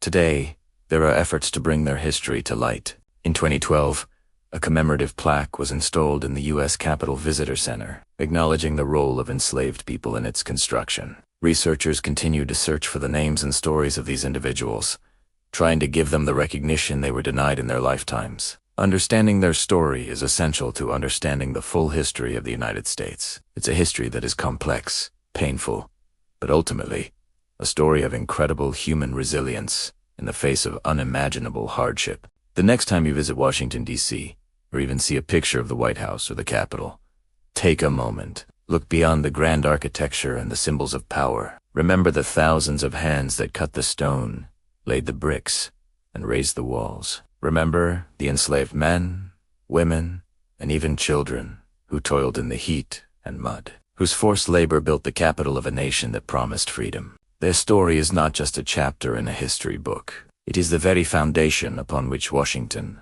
and in many ways, America itself, was built. We owe it to them to remember. Thank you so much for joining me on this journey into a crucial and often overlooked part of American history. If you found this story as important as I do, please give this video a thumbs up and consider subscribing to our channel for more deep dives into the stories that have shaped our world. Hit that notification bell so you don't miss our next video. We'd love to hear your thoughts in the comments below. See you next time. Hello everyone, and welcome back to our historical journey through the heart of America. Today, in Chapter 11, we turn our attention to a building that is more than just a structure. It's a symbol of a nation, a home for its leaders, and a stage for history itself. We're talking about the President's House, known today as the White House. Imagine the year 1791. The newly formed United States of America needed a capital, a central point from which the grand experiment of democracy would be governed. President George Washington, a man with a vision for a capital that would rival the great cities of Europe, selected a site along the Potomac River. But a capital needs a centerpiece, a residence for the nation's chief executive. And so, a competition was announced to find the perfect design. Architects from all over submitted their plans, each dreaming of leaving their mark on the new nation. The winning design came from an Irish-born architect named James Hoban. His vision was one of elegant, neoclassical grandeur. Inspired by Leinster House in Dublin and classical Roman architecture, Hoban proposed a stone mansion that was both dignified and commanding, yet not so opulent as to resemble a king's palace. It was a perfect reflection of the new republic's ideals, strong, graceful, and rooted in democratic principles. In October of 1792, the cornerstone was laid, and the monumental task of construction began. But building the President's House was anything but a quick and easy affair. This wasn't just another building. It was a statement. The site was a muddy, sprawling construction zone. The workforce was a complex tapestry of people, skilled European artisans, local laborers, and in a difficult but important part of this story, enslaved African Americans who quarried stone and sawed timber their forced labor, literally building the foundations of this symbol of freedom. The primary material chosen was Aquia Creek sandstone, a pale gray stone that, when painted, would give the building its iconic white facade. The stone had to be quarried and then transported by boat up the Potomac to the construction site. It was backbreaking, meticulous work. Every block was shaped by hand, every detail carved with precision. As the walls slowly began to rise, the scale of Hoban's vision became apparent. It was a massive undertaking for a young country with limited resources. Progress was often slow, hampered by funding issues, labor shortages, and the sheer logistical challenges of such a project. Think about it. No power tools, no modern machinery, just human strength, animal power, and sheer determination. Years passed. The 1790s rolled on, and while Washington, D.C. began to take shape around it, the President's House remained a work in progress. George Washington himself, who had overseen the project with such personal interest, would never get the chance to live in the mansion he helped create. He finished his second term in 1797 and passed away in 1799, with the house still incomplete. It wasn't until November of 1800 that the house was finally ready for its first resident. John Adams, the second President of the United States, and his wife, Abigail, moved into the still unfinished mansion. The house was cold and damp. The grand rooms were cavernous and barely furnished, and the main staircase wasn't even built yet. Abigail famously hung the presidential laundry to dry in the unfinished East Room, a humble beginning for what would become one of the most famous rooms in the world. Despite the rough conditions, the Adamses understood the significance of their new home. In a letter to his wife, John Adams wrote a prayer that has since been inscribed on the mantel in the state dining room. I pray heaven to bestow the best of blessings on this house and all that shall hereafter inhabit it. May none but honest and wise men ever rule under this roof. From these arduous beginnings, the president's house rose. It wasn't just a building of stone and mortar. It was a project built with vision, sweat, and sacrifice. It stood as a testament to the nation's ambition and its enduring hope for the future. The slow, deliberate construction mirrored the very process of building the nation itself, a challenging, imperfect, but ultimately forward-moving endeavor. And as the first family settled in, the house began its long and storied life, ready to witness the triumphs and tribulations of the presidents and the nation yet to come. Thank you so much for joining us on this deep dive into the construction of the White House. It's a story of architecture, ambition, and the very beginnings of an American icon. If you found this chapter interesting, please give this video a thumbs up and consider subscribing to our channel for more journeys into history. We love hearing from you, so leave a comment below with your thoughts or any questions you might have. Until next time, stay curious. Welcome back, history lovers, to our journey through the story of America's capital. Today, in Chapter 12, we're exploring a city of dust and dreams. Picture this. The year is 1800. A new century has dawned, and the United States has a brand new, purpose-built capital city. But if you were to visit Washington at that time, you might wonder if you'd taken a wrong turn. This wasn't a grand metropolis of marble and monuments just yet. It was a raw, rugged, and profoundly unfinished place. The grand avenues laid out on Pierre L'Enfant's ambitious map were, in reality, little more than muddy tracks carved through forests and fields. Imagine deep, sticky mud in the spring and choking clouds of dust in the summer. These weren't paved streets. They were dirt roads, riddled with tree stumps that hadn't yet been removed. Navigating the city was a genuine challenge. Carriages would frequently get stuck, and pedestrians had to carefully pick their way through the muck. It was a far cry from the bustling, polished city we know today. And what about the buildings? Instead of a dense urban landscape, you'd find a scattering of houses, separated by vast empty lots, swamps, and patches of woodland. It was more like a collection of small, disconnected villages than a single, unified city. There were boarding houses for the congressmen, a few private residences, taverns, and shops, but they were few and far between. The magnificent public buildings we now associate with Washington were still very much works in progress. Take the President's House, for example, what we now call the White House. It was habitable, yes, but far from finished. The surrounding grounds were a mess of construction materials, workers, shacks, and mud. President John Adams and his wife Abigail, the first residents, had a famously difficult time. Abigail wrote letters complaining about the damp, unfinished rooms, and the fact that she had to hang their laundry to dry in the great, empty East Room because there was nowhere else to do it. It was a presidential palace in name only, a stark symbol of the city's incomplete state. Then there was the Capitol building. It was even less complete. Only one wing, the North Wing, was finished enough for Congress to meet in. The House of Representatives, the Senate, and even the Supreme Court were all crammed into this single structure. Picture lawmakers trying to debate the future of the nation while the sounds of construction hammers, saws, and shouting workers echoed through the halls.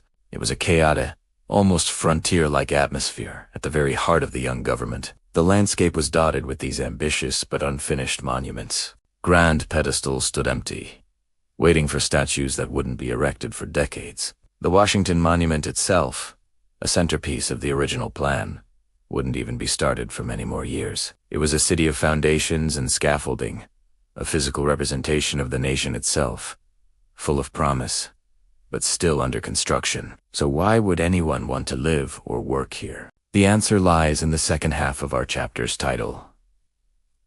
Dreams. This wasn't just a city of dust, it was a city of aspirations. Every muddy street, every half-built structure was a testament to a powerful idea. This was the first capital city in modern history designed from scratch, not for a king or an emperor, but for a republic, for we the people. The people who came here, the politicians, the laborers, the merchants, the enslaved and free African Americans who did much of the construction were all part of a massive, audacious experiment.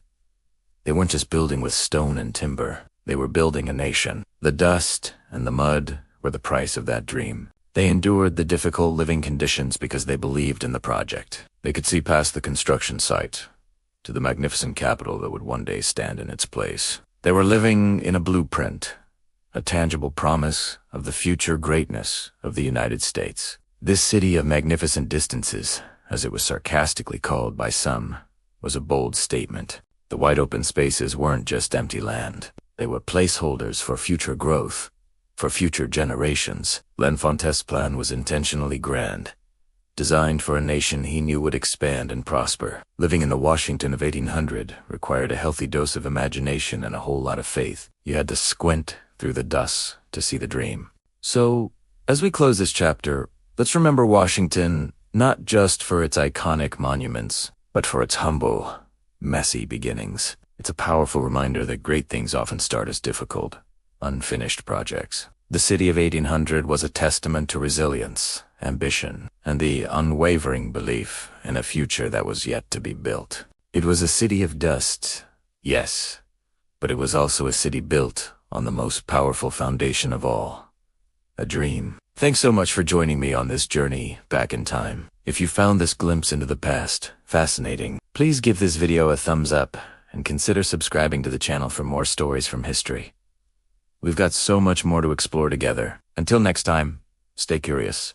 Hello and welcome back to our historical journey. Today, we're turning the clock back to the year 1800, a pivotal moment in American history that's often overlooked. It's the year the United States government packed its bags and moved to its brand new permanent capital, Washington, a city that was, at the time, little more than a dream sketched onto a swampy patch of land. So grab a comfortable seat and let's explore this incredible and frankly, quite chaotic transition. For the first decade of its existence under the Constitution, the U.S. government had called Philadelphia its home. It was a bustling, cosmopolitan city, the largest in the nation, and the very heart of the American Revolution. The Declaration of Independence was signed there.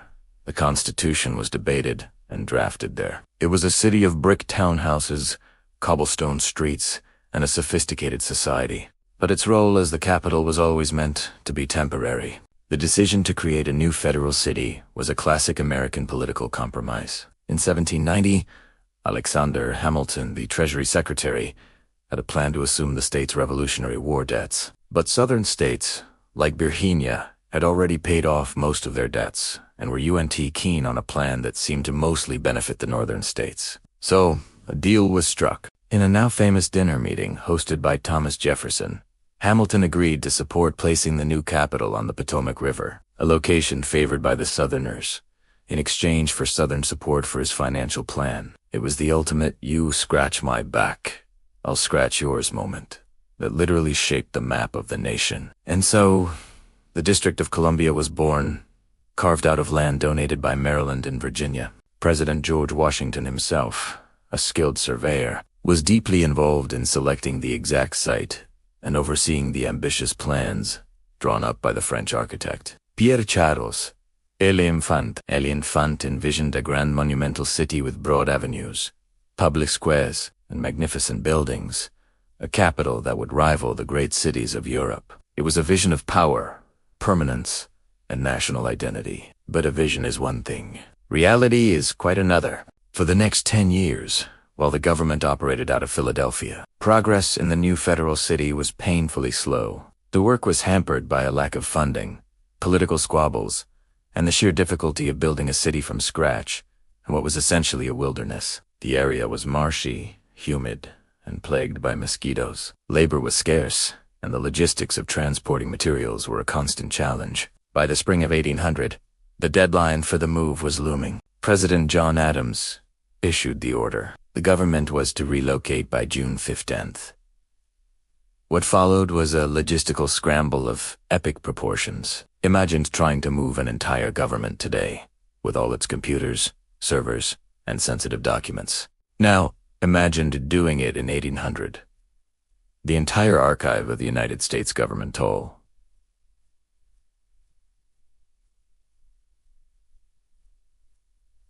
The laws, treaties, records, and correspondence was packed into just a few dozen crates. These precious documents were loaded onto a small sloop named the Polly for the journey down the Delaware River, out into the Atlantic and up the Potomac.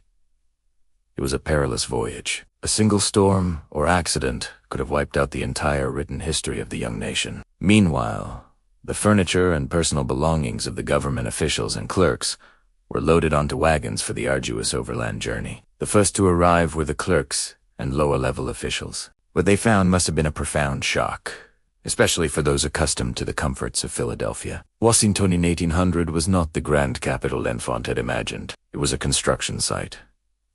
A sprawling, muddy, chaotic mess. The president's house, what we now call the White House, was still unfinished. The plaster was wet on the walls, and the main staircase hadn't even been built yet. The largest room, T.S. room, was so drafty and incomplete that First Lady Abigail Adams famously used it to hang her laundry to dry.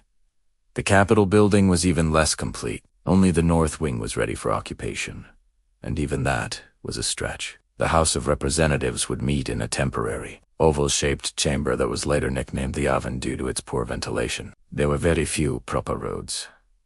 Pennsylvania Avenue, the grand thoroughfare meant to connect the Capitol and the President's house, was a swampy, stump-filled track that was often impassable after a rainstorm. One congressman famously described it as a deep morass covered with elder bushes.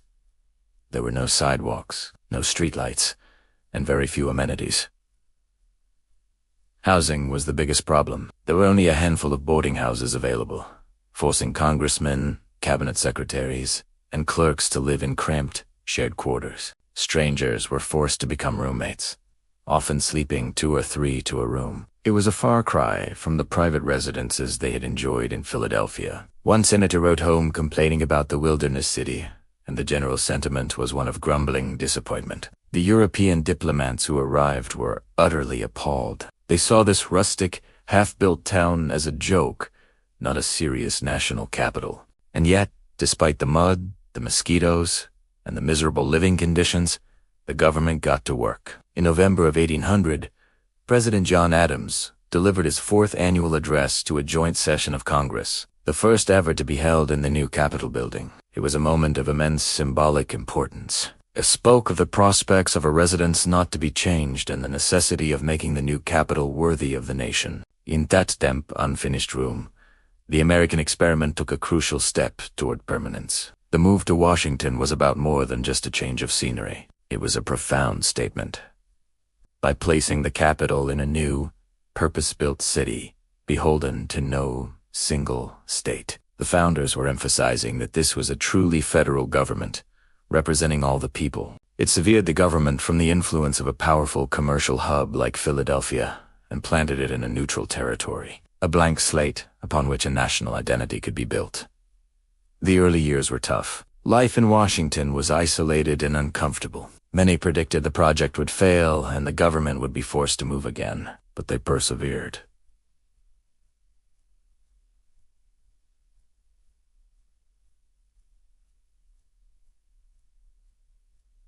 Slowly, painstakingly, roads were paved, more buildings were constructed, and a community began to form. The raw, untamed wilderness gradually gave way to the monumental city we know today. So the next time you see a picture of the U.S. Capitol or the White House, remember their humble beginnings. Think of the government officials navigating muddy tracks, the clerks crowded into boarding houses, and Abigail Adams hanging laundry in the East Room.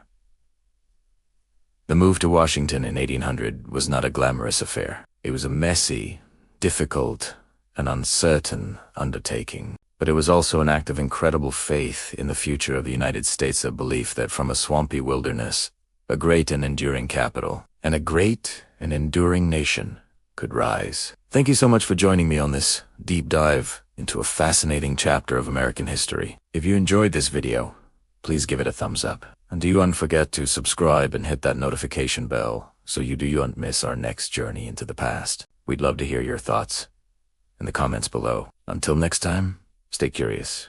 Welcome back to our journey through the history of the White House. Today, we re-diving into a pivotal moment. The very first time a president called this iconic building home. Imagine this. It's November 1800. The United States is still a young nation, and its new capital, Washington, D.C., is more of a muddy construction site than the bustling metropolis we know today. The air is crisp, filled with the sounds of hammers and saws, and a sense of raw, unfinished potential. Into this scene rides a man carrying the weight of the nation on his shoulders. The second President of the United States, John Adams. He's traveled from Philadelphia, the temporary capital, to take up residence in a building that wasn't even called the White House yet. It was known simply as the President's House, and to be honest, it was far from ready for its first occupant. When President Adams arrived on that first day of November, he found a structure that was grand in ambition, but incomplete in reality. Think of moving into a new house today, but on a presidential scale, and with half the rooms still under construction. The main staircase wasn't finished, so he had to use a temporary wooden one. Many of the 36 rooms were damp, cold, and smelled of fresh plaster. There wasn't a single bell installed to summon staff, and the surrounding grounds were a mess of mud, discarded materials, and workers' sheds. It was hardly the picture of presidential splendor. But John Adams was a practical man, a New Englander accustomed to hardship. He wasn't there for luxury. He was there to govern. Just one day after moving in, on November 2nd, he sat down in his chilly, unfinished office and penned a letter to his beloved wife, Abigail, who was still back in Massachusetts. This letter has become one of the most famous documents associated with the White House, not for its complaints, but for its profound hope. In it, Adams described the state of the house, but he concluded with a powerful blessing that would resonate through the ages. He wrote, "I pray heaven to bestow the best of blessings on this house and all that shall hereafter inhabit it. May none but honest and wise men ever rule under this roof." This single sentence, this prayer, captured the entire purpose of the President's house. It wasn't just a building. It was a symbol, a vessel for the nation's leadership and its highest ideals. Life in the unfinished mansion was a challenge. The nearest firewood had to be chopped and hauled from 2 miles away. Water had to be carried from a spring 5 blocks from the house. Abigail Adams, who arrived a couple of weeks after her husband, famously used the large, unfurnished East Room, what we now know as the grandest room in the White House, to hang the family's laundry to dry. Can you picture that? The future site of state dinners and elegant receptions, filled with lines of presidential wet clothes. It's a wonderfully humanizing image. Despite the discomforts, the Adamses were determined to make it a home and a functional seat of power. They hosted the first ever presidential reception in the house on New Year's Day, 1801. Imagine the scene. Guests navigating a still active construction zone to pay their respects to the President and First Lady in a half-finished mansion. It speaks volumes about the resilient spirit of the time. They were building a nation and its capital from the ground up, and they were proud of every muddy, imperfect step. However, John Adams's time in the President's house would be remarkably short. He had moved in at the tail end of his presidency. Just a few months before his arrival, he had lost a bitter and contentious election to his rival, Thomas Jefferson. So, Adams holds the unique distinction of being both the first president to live in the White House and the first to be a lame duck president while residing there. His tenure lasted only about 4 months. In March of 1801, in a move that set a crucial precedent for the peaceful transfer of power, John Adams packed his bags and quietly left the still unfinished President's house before dawn on the day of Jefferson's inauguration. He didn't stay for the ceremony. The political defeat was painful, but his duty to the Constitution was paramount. He had been the first to inhabit the house, and now he was the first to leave it for his successor. And so, the chapter of the first resident of the White House came to a close. John Adams's stay was brief and rustic, a far cry from the comfort and ceremony we associate with the presidency today. But it was foundational. He consecrated the building not with a grand ceremony, but with hard work, a hopeful prayer, and a commitment to the democratic process. He turned a construction site into the official residence of the American head of state. His prayer for honest and wise men to rule under that roof was later carved into the marble mantel of the state dining room by President Franklin D. Roosevelt, ensuring that Adams's original hope remains at the very heart of the White House. It serves as a permanent reminder to every subsequent leader of the responsibility they hold. Next time, we'll explore what happened when the brilliant and multi-talented Thomas Jefferson moved in, bringing his own unique vision and a whole lot of fossils and books to the president's house. He would be the one to truly begin shaping it into the landmark we recognize today. Thank you so much for joining me on this historical deep dive. If you enjoyed this story, please hit that like button, subscribe to the channel, and ring the bell so you don't miss our next chapter. We'll see you next time. Hello, and welcome back to our historical deep dive. Today, we're journeying back to the very early days of the American presidency, to a time when the White House wasn't the polished icon we know today. We're stepping into the world of one of America's most influential first ladies, Abigail Adams. Through her own words, our focus is Chapter 15, which centers on a remarkable letter she wrote in November of 1800. Imagine this. You've just moved into the new, official residence of the President of the United States. It's supposed to be a symbol of a nation's strength and stability. But when Abigail Adams arrived at what was then called the President's House in the new federal city of Washington, it was far from finished. It was a construction site. Of the 36 rooms, only about half a dozen were plastered. The main staircase wasn't even built yet. There was no running water, and fires had to be lit in 13 different fireplaces just to try and keep the damp chill at bay. It's in this setting that Abigail pens a letter to her daughter, Nabby. This letter is one of the most famous and revealing documents from this era. It gives us a raw, unfiltered look at the realities of life for the second president and first lady. Abigail was a practical, no-nonsense woman from New England, and her letter reflects that. She describes the surrounding city as a wilderness, with the Capitol building visible but surrounded by little more than empty space and a few scattered houses. But here is the part that has truly captured the imagination of historians and the public for over 2 centuries. Abigail needed a place to dry the family's laundry. With the house still so incomplete and damp, where could she possibly hang it? She found a solution that is both incredibly practical and profoundly symbolic. She chose the largest, most cavernous room in the entire mansion. The great audience room, what we now know as the magnificent East Room. Picture it in T's grand, unfinished hall, designed for formal receptions, state dinners, and greeting foreign dignitaries.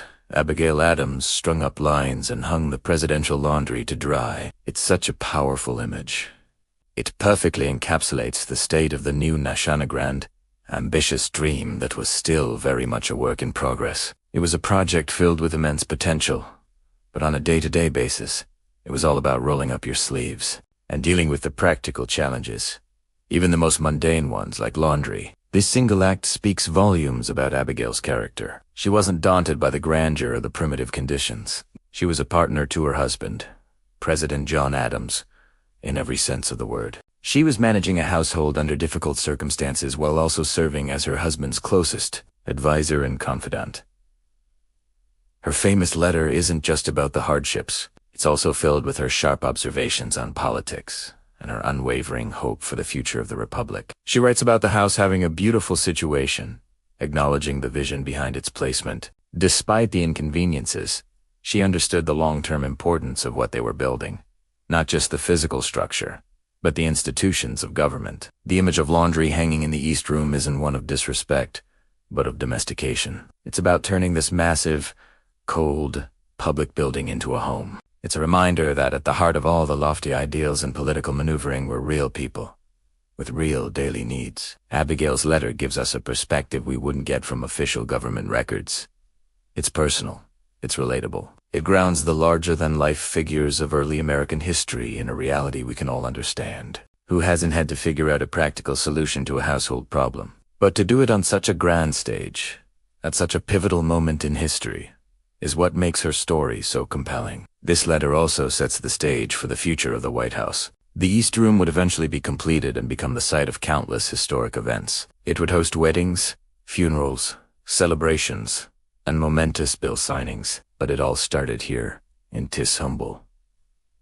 Practical moment, it's a symbol of the American spirit, a blend of grand ambition and down-to-earth pragmatism. The dream of a magnificent presidential palace coexisting with the reality of needing a dry place for your clothes. When we study this period, it's easy to get lost in the dates, the laws, and the political debates. But Abigail's letter reminds us of the human element. It shows us that history is made not just in great halls of power, but in the quiet, everyday actions of the people living through it. Her description of the unfinished mansion is a metaphor for the young United States, itself a grand experiment, incomplete, facing challenges, but filled with the promise of what it could one day become. John and Abigail Adams would only live in the President's house for about 4 months before his term ended. They were the very first occupants, and their brief, challenging stay laid the foundation for every presidential family that followed. Abigail's letter is their legacy, a snapshot in time that tells a story of resilience,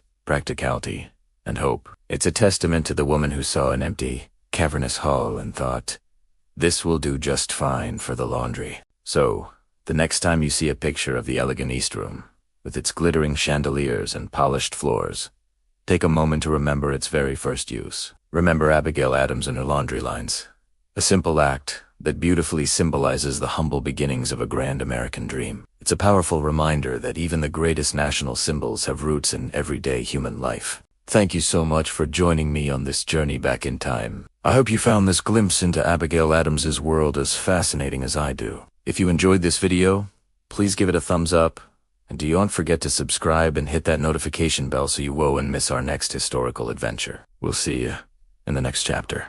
Hello everyone, and welcome back to our historical journey through the founding of America. Today, we're diving into a pivotal moment that cemented the physical and political heart of the United States. We're talking about Chapter 16. The Capitol's first session. Imagine the scene. It's November 1800. The young nation has a new, permanent home, but it's far from the grand metropolis we know today. Washington, D.C. was a work in progress, a muddy, sprawling construction site carved out of the wilderness, and at its center stood the promise of a republic. The Capitol building. For years, the U.S. government had been a traveling show, setting up shop in cities like New York and Philadelphia. This constant movement wasn't just inconvenient. It symbolized the nation's own unsettled identity. The decision to build a new federal city on the banks of the Potomac River was a bold, ambitious statement. It was a declaration that this new form of government, this great experiment in democracy, was here to stay. Pierre L'Enfant, grand design for Washington, D.C., envisioned a city of wide avenues and monumental architecture, a stage worthy of a great nation. But in 1800, that vision was still mostly on paper. When members of the 6th Congress began arriving for the second session, they were greeted by a landscape that was more frontier than capital. The city was a collection of scattered buildings, unfinished roads, and vast open spaces. The journey itself was an ordeal for many, traveling over rough, often impassable roads. Accommodations were scarce and rustic. Boarding houses were crowded, and the social comforts of Philadelphia were a distant memory. It took a certain kind of hardy, optimistic spirit to look at this muddy expanse and see the future capital of a world power. Yet, despite the rough conditions, a palpable sense of excitement and historic importance filled the air. The centerpiece of this fledgling city was the Capitol itself. Now, don't picture the massive, domed structure we see today. In 1800, only one part, the North Wing, was completed. This single, elegant sandstone building was where the entire government, the Senate, the House of Representatives, the Supreme Court, and even the Library of Congress would be housed. It was a tight fit, to say the least, but it was theirs.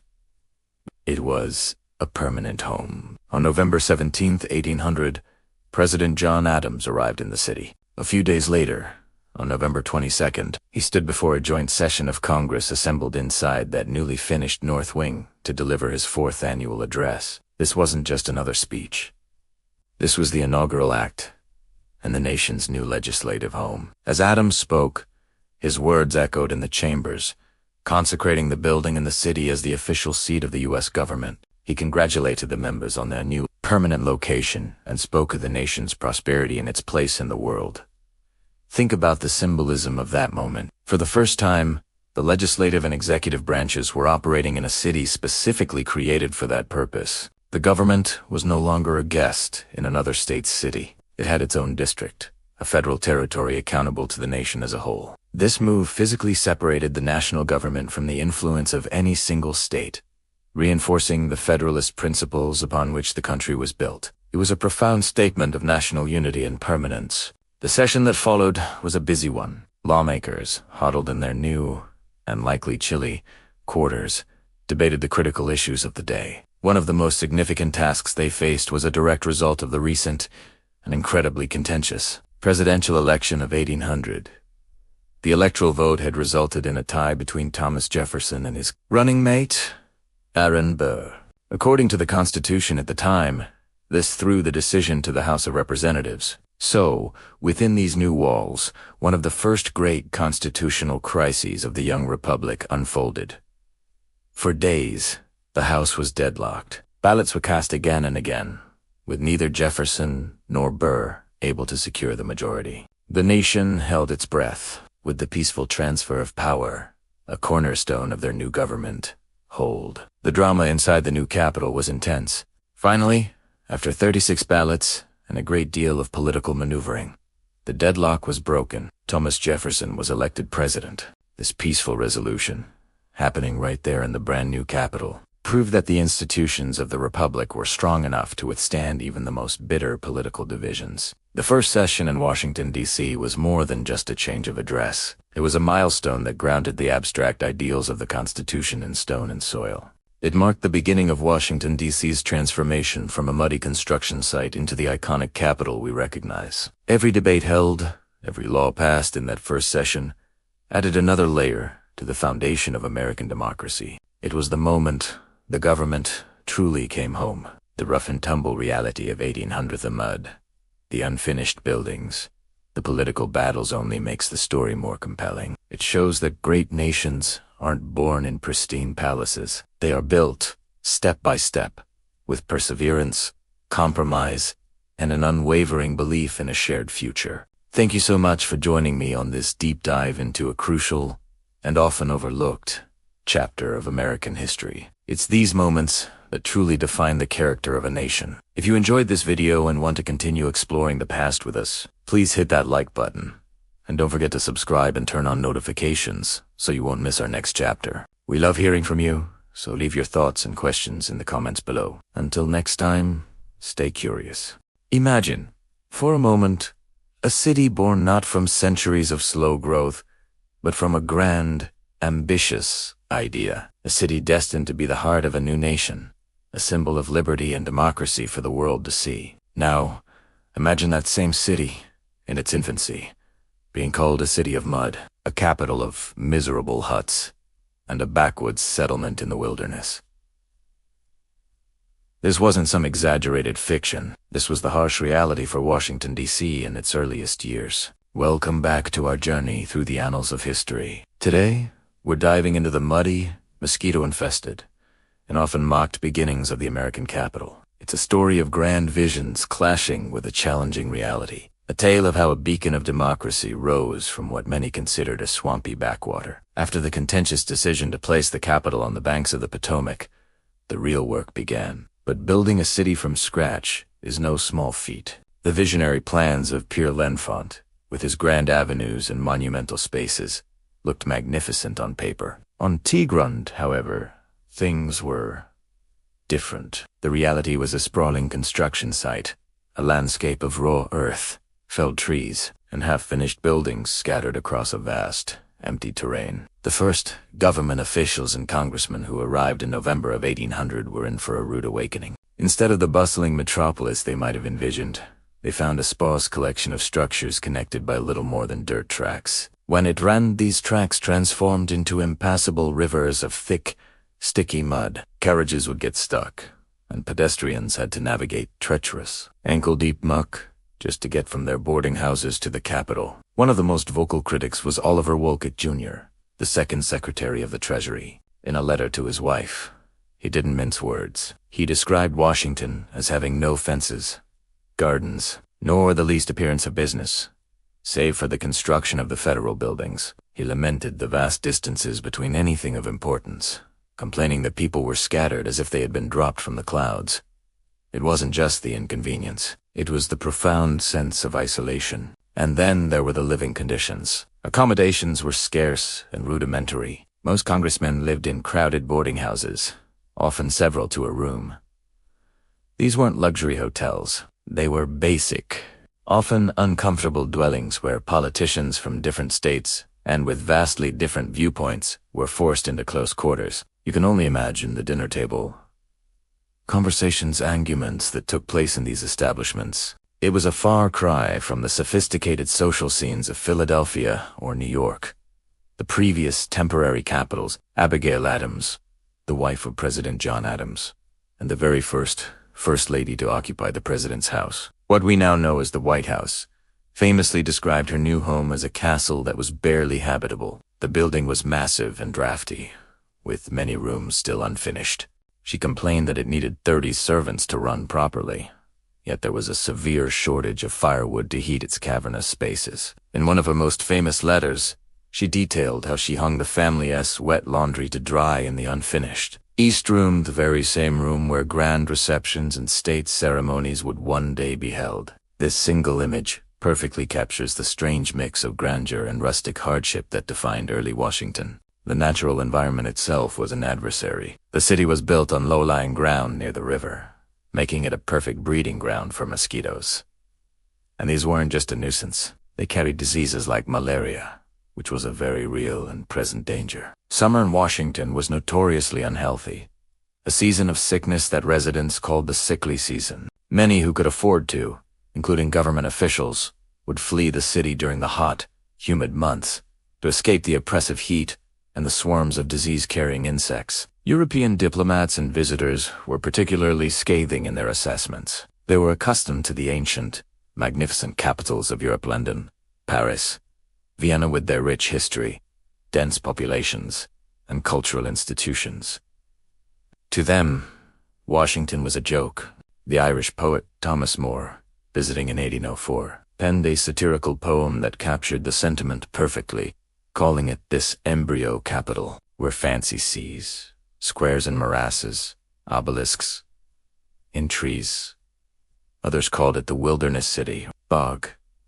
They saw not the promise of a great future, but a lonely, desolate outpost far removed from civilization. The grand design of the city, with its wide avenues and vast open spaces, actually contributed to this feeling of emptiness. L'Enfant had planned a city for a future population of hundreds of thousands, but in the early 1800s, only a few thousand people lived there. The result was that the few existing buildings, the Capitol on one hill, the President's house on another, seemed disconnected, lost in a sea of mud and weeds. It was a capital without a city, a collection of monumental ambitions planted in a field. For the people who lived and worked there, it was a daily struggle. They weren't just building a city, they were enduring it. They were trying to create a functional government and a dignified national capital under conditions that were, to put it mildly, less than ideal. Yet, they persisted. They held congressional sessions in the partially completed Capitol building. The Supreme Court met in a small, cramped committee room in the basement. President Adams and leader, President Jefferson, hosted what receptions they could in their unfinished executive mansion. This period of early struggle is crucial to understanding the character of Washington, D.C. It wasn't born perfect. It was forged in mud, shaped by criticism, and seasoned by hardship. The grand city we know today, with its gleaming monuments and bustling avenues, stands on a foundation of perseverance. The early residents, despite the mockery and the mosquitoes, held on to the belief that they were part of something important, something that would one day live up to its founding vision. They were the pioneers who transformed the city of mud into the capital of a nation. They weathered the storms, both literal and metaphorical, and laid the groundwork for the Washington we see today. Their story is a powerful reminder that even the grandest of dreams often have the humblest and muddiest of beginnings. Thanks so much for joining me on this deep dive into America's past. It's a history filled with incredible stories of triumph and struggle. If you found this as fascinating as I do, please hit that like button and subscribe to the channel for more explorations into the events that shaped our world. Don't forget to ring the notification bell so you won't miss our next chapter. We'll see you next time. Have you ever stood in the middle of a bustling city and wondered, how did all of this begin? How does a simple settlement, a quiet town, transform into the sprawling metropolis we see today? It's a story of growth, a tale of transformation, and every city has its own unique chapter. Today, we delve into one such story, a pivotal moment in a city's life that we'll call Chapter 18. The Great Transformation. Imagine a place poised on the brink of change. The old, familiar paths, once trodden by generations, are starting to feel too narrow, too slow. The pulse of the community is quickening, demanding more, dreaming bigger. This is where our story begins, not with a single event, but with a collective hum of ambition and the shared vision for a brighter future. The first, most crucial step was the improvement of the roads. Think about it, roads are the arteries of a city. They carry its lifeblood, people, goods, ideas. In our city, what were once muddy tracks or simple cobblestone lanes began to be engineers and laborers worked side by side, laying down smoother, wider avenues. These weren't just strips of asphalt, they were pathways to progress. Suddenly, the journey from one end of town to the other wasn't an arduous task, but a swift, easy glide. Farmers could bring their produce to market faster, meaning fresher food for everyone. Merchants could expand their trade, connecting with neighboring towns and bringing in new, exciting goods. The new roads didn't just connect places, they connected people, fostering a new sense of unity and shared identity. The city began to breathe, to expand, to feel more interconnected than ever before. As the roads improved, something wonderful started to happen. The horizon began to change. Where open fields once stretched, new homes started to rise. These weren't just structures of brick and wood. They were the foundations of new lives, the starting points for countless family stories. Each new house represented a family putting down roots, investing their hopes and dreams into the very soil of the city. Neighborhoods began to form, each with its own unique character and charm. Children's laughter filled newly built parks, and neighbors gathered for weekend barbecues, forging bonds that would last a lifetime. This wasn't just a construction boom, it was a community boom. The city was growing not just in size, but in heart. The sound of hammers and saws was the soundtrack of optimism, a rhythm of progress that echoed through the streets. But a city is more than just roads and houses. It needs a soul. It needs landmarks that tell its story, that inspire its people. And so, as the city grew, new monuments began to take shape. These weren't just statues or buildings. They were physical embodiments of the city's values and aspirations. In the heart of the city, a grand library was erected. Its doors open to all. It stood as a testament to the community's belief in knowledge and the power of learning to uplift every citizen. It became a sanctuary for students, a haven for dreamers, a place where the past was preserved and the future was written every single day. Not far from the library, a new bridge arched gracefully over the river that divided the city. For years, the river had been a barrier, a natural division. But this bridge, with its elegant design and sturdy construction, did more than just connect to pieces of land. It stitched the city together, symbolizing unity and the overcoming of obstacles. People would stroll across it in the evenings, gazing at the city lights, reflecting on the water, feeling a sense of pride in what they had collectively built. It was a monument to connection, a daily reminder that they were stronger together. And then there were the parks and public squares, designed not just for aesthetics, but for people. Fountains danced in the sunlight, benches invited quiet contemplation, and open spaces hosted festivals, concerts, and markets. These areas became the city's living rooms, where people from all walks of life could come together, celebrate their shared culture, and simply enjoy the beauty of their home. Each new monument, each new public space, added a new layer to the city's identity, shaping its destiny not as a mere collection of buildings, but as a vibrant, living entity. Years passed, and the transformation was undeniable. The quiet town of yesterday was now a dynamic city, its destiny reshaped by the very hands of its inhabitants. The improved roads had become bustling thoroughfares. The new homes had become thriving neighborhoods, and the monuments had become beloved landmarks, woven into the fabric of daily life.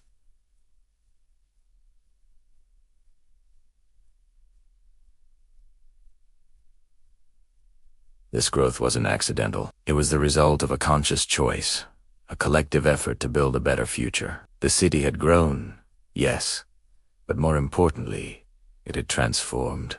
It had developed a character, a resilience, and a spirit that was all its own. This story, this chapter 18, teaches us a powerful lesson. It shows us that a city's destiny isn't predetermined. It's a continuous project, shaped by the decisions we make every day, the roads we choose to build, the homes we choose to create, and the monuments we choose to raise. It's a story about the power of community, vision, and the enduring belief that we can, together, build the world we want to live in. Every brick laid, every road paved, is a verse in the ongoing poem of a city's life. Thank you so much for joining us on this journey through growth and transformation. What landmarks in your city tell its story? Let us know in the comments below. If you enjoyed this video, please give it a like and consider subscribing to our channel for more stories about the places we call home. We'll see you in the next one. Hello history lovers, and welcome back to the channel. Today, we were diving into one of the most dramatic and often overlooked moments in American history, the burning of Washington in 1814. It is a story of national humiliation, but also one of incredible resilience and rebirth. So grab your popcorn, because this is a tale you won't want to miss. Let's set the scene. It's 1814, and the United States is locked in a bitter conflict with Great Britain. A struggle we now call the War of 1812. For 2 years, the war had raged across the North American continent, and on the high seas, the Americans had tried, and failed, to conquer Canada. The British, for their part, were blockading the American coast, strangling its trade. But in the summer of 1814, the war was about to take a shocking and personnel turn for the young American nation. With Napoleon Bonaparte temporarily defeated in Europe, Britain could finally turn its full military might towards America. A seasoned army of veterans, fresh from the battlefields of Spain and France, was dispatched across the Atlantic. Their commander was Major General Robert Ross, and their target was the heart of the enemy, Washington, the fledgling capital of the United States. Why Washington? Well, it was a symbolic target. It wasn't a major economic or military hub like Baltimore or New York. In fact, many at the time considered it little more than a muddy, underdeveloped town, but it held the symbols of American democracy. The Capitol building, where Congress met, and the President's house, the home of President James Madison. By striking Washington, the British hoped to deliver a crushing blow to American morale, and perhaps even force a swift end to the war. As news of the approaching British fleet spread, panic began to set in. The American defenses around the capital were disorganized and woefully inadequate. A hastily assembled force of militia and a few regular soldiers was thrown together to stop the British advance at a place called Bladensburg, Maryland, just a few miles from Washington. The Battle of Bladensburg, fought on August 24, 1814, was a disaster for the Americans. The seasoned British regulars, disciplined and battle-hardened, easily overwhelmed the inexperienced American militia. The American lines broke, and the soldiers fled in what became derisively known as the Bladensburg races. The road to Washington was now wide open. Back in the capital, chaos reigned. Government officials scrambled to evacuate important documents. Among them was the First Lady, Dolly Madison. As the British advanced, she famously refused to leave the president's house until she had secured a full-length portrait of George Washington, a priceless symbol of the Republic. Her bravery ensured that this iconic painting was saved from the flames. With the portrait safely on its way out of the city, Dolly Madison finally fled, just hours before the British arrived. That evening, under a dark and ominous sky, British troops marched into the undefended capital. General Ross and his men made their way up Pennsylvania Avenue. Their first target was the Capitol building. They entered the grand chambers of the House of Representatives and the Senate, piled the furniture high, and set it ablaze. The magnificent structure, a testament to American aspirations, was soon engulfed in flames, its dome glowing like a malevolent beacon against the night sky. From there, the British marched to the President's house. They found the dining table set for a victory. Dinner that President Madison had planned, a meal he would never get to eat. After helping themselves to the food and wine, they, too, set fire to this building. The flames leaped from room to room, gutting the interior and charring the sandstone walls black. One British officer later wrote that the sky was brilliantly illuminated by the different conflagrations. For the citizens of Washington watching from the nearby hills, it must have seemed like the end of their world. The British also burned the Treasury Building, the War Office, and other public buildings. Their goal was precise: to destroy the symbols of the American government, not private property. This was an act of political retribution. Payback for American troops burning the city of York, what is now Toronto in Canada, a year earlier. The destruction seemed complete. The symbols of American democracy were in ashes. The government was scattered. President Madison and his cabinet were in hiding in the Virginia and Maryland countryside. It was, without a doubt, the lowest point for the United States in the entire war. The Brits had hoped this act would break the American spirit, but they were wrong. Then, something extraordinary happened. As the fires raged on the night of August 25th, the weather turned. A massive thunderstorm, some have even described it as a hurricane, rolled into the city. Torrential rains descended, extinguishing many of the flames and drenching the British troops. The storm was so violent that it damaged British ships and made their continued occupation of the city untenable. To many Americans at the time, this storm felt like an act of divine intervention, a sign that their nation was not destined to fail. After just 26 hours in the capital, the British withdrew. They left behind a city in ruins, but not a nation in despair. In fact, the burning of Washington had the opposite effect of what the British intended. Instead of crushing American morale, it galvanized it. The act was seen as a barbaric affront to national honor. Across the country, outrage fueled a new sense of unity and determination to win the war. Newspapers printed furious editorials, and recruitment for the army surged. The British followed up their attack on Washington with an assault on the much more strategically important city of Baltimore.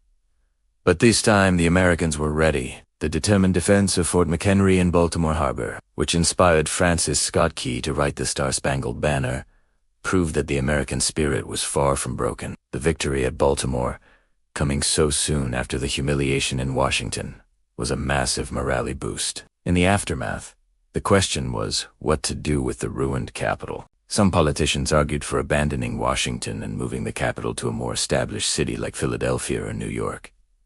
But a powerful sense of resolve took hold. To abandon Washington would be to admit defeat. Instead, Congress decided to rebuild. The renowned architect Benjamin Latrobe was brought back to oversee the restoration of the Capitol and the President's house.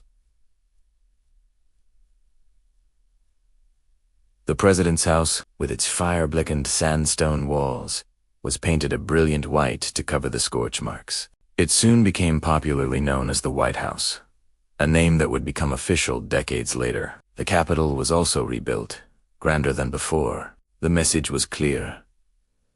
The American Republic had been tested by fire, and it had emerged stronger. The burning of Washington is a powerful chapter in the American story. It's a tale of vulnerability and failure, a stark reminder that even the greatest nations can face moments of profound crises. But more importantly, it's a story of resilience. The city of Washington didn't just rise from the ashes. It was reborn with a renewed sense of purpose. The fires of 1814 forged a stronger national identity and a deeper commitment to the democratic ideals that the burned-out buildings represented. So, the next time you see an image of the White House or the Capitol building, remember that they are more than just buildings. They are survivors. They stand as powerful symbols of a nation that faced its darkest hour and refused to be extinguished. Thank you so much for joining me on this journey back in time.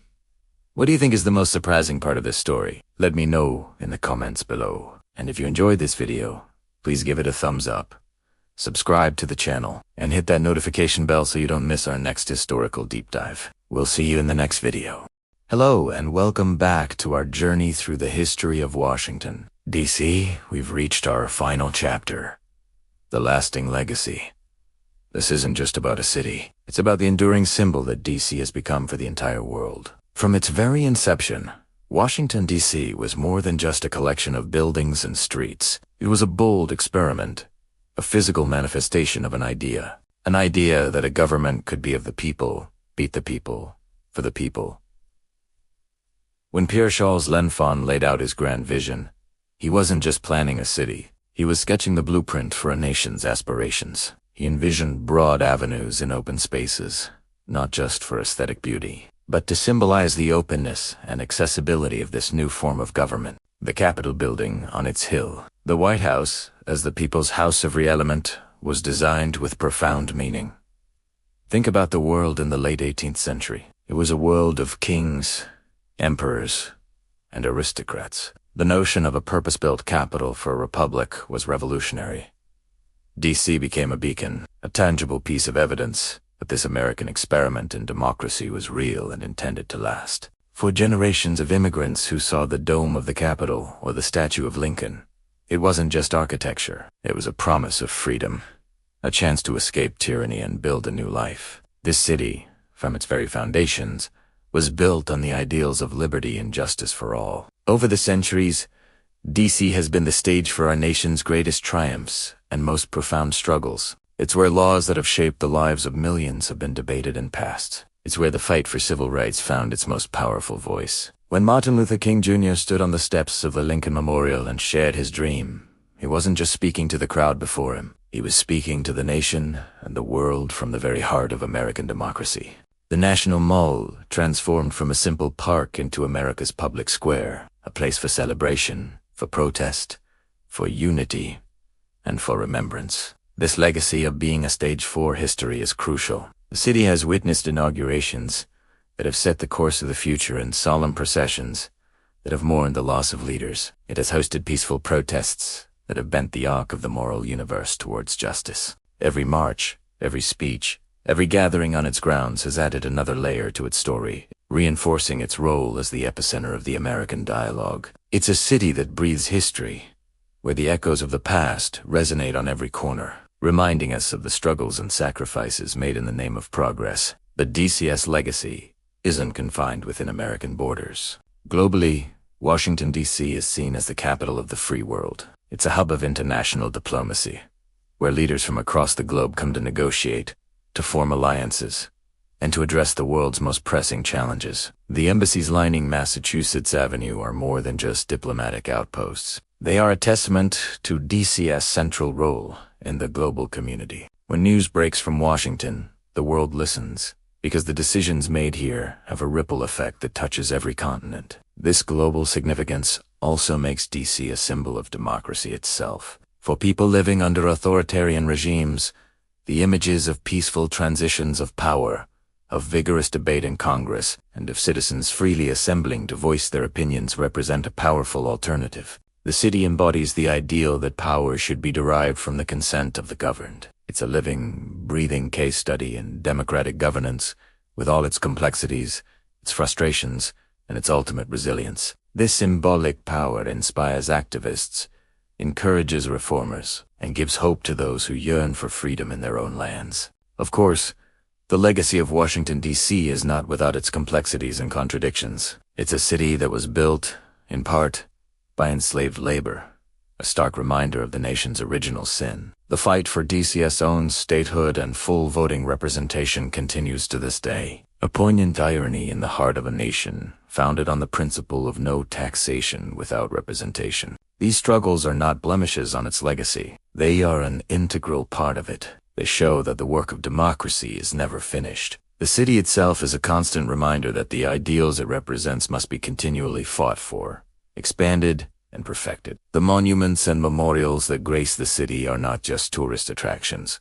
They are our collective memory etched in stone and bronze. The Washington Monument soars towards the sky, a tribute to a leader who guided the nation through its birth. The Lincoln Memorial, a solemn temple to the man who saved the Union and championed emancipation, invites quiet reflection on the price of freedom. The World War II Memorial, the Vietnam Veterans Memorial, the Korean War Veterans. Memorials honor the sacrifices of generations and serve as somber reminders of the cost of defending our ideals. Walking through these spaces is a profound experience. You feel the weight of history, the gravity of the decisions made, and the immense human cost of building and preserving this nation. They connect us to our past and challenge us to live up to the principles for which so many have fought and died. This is the city's role as our national conscience, a place that calls upon us to remember, to learn, and to strive to be better. So, as we conclude our series, we see that Washington, D.C. is far more than a seat of government. It is a living symbol of a revolutionary idea. It is a stage where history is made, a beacon of hope for people around the world, and a constant reminder that the promise of democracy is an ongoing project. It's a city of marble and monuments, but its true legacy is written in the hearts and minds of all who believe in the enduring power of freedom, unity, and self-government. The story of D.C. is the story of America, and it's a story that is still being written every single day. Thank you so much for joining me on this incredible journey through the history of Washington, D.C.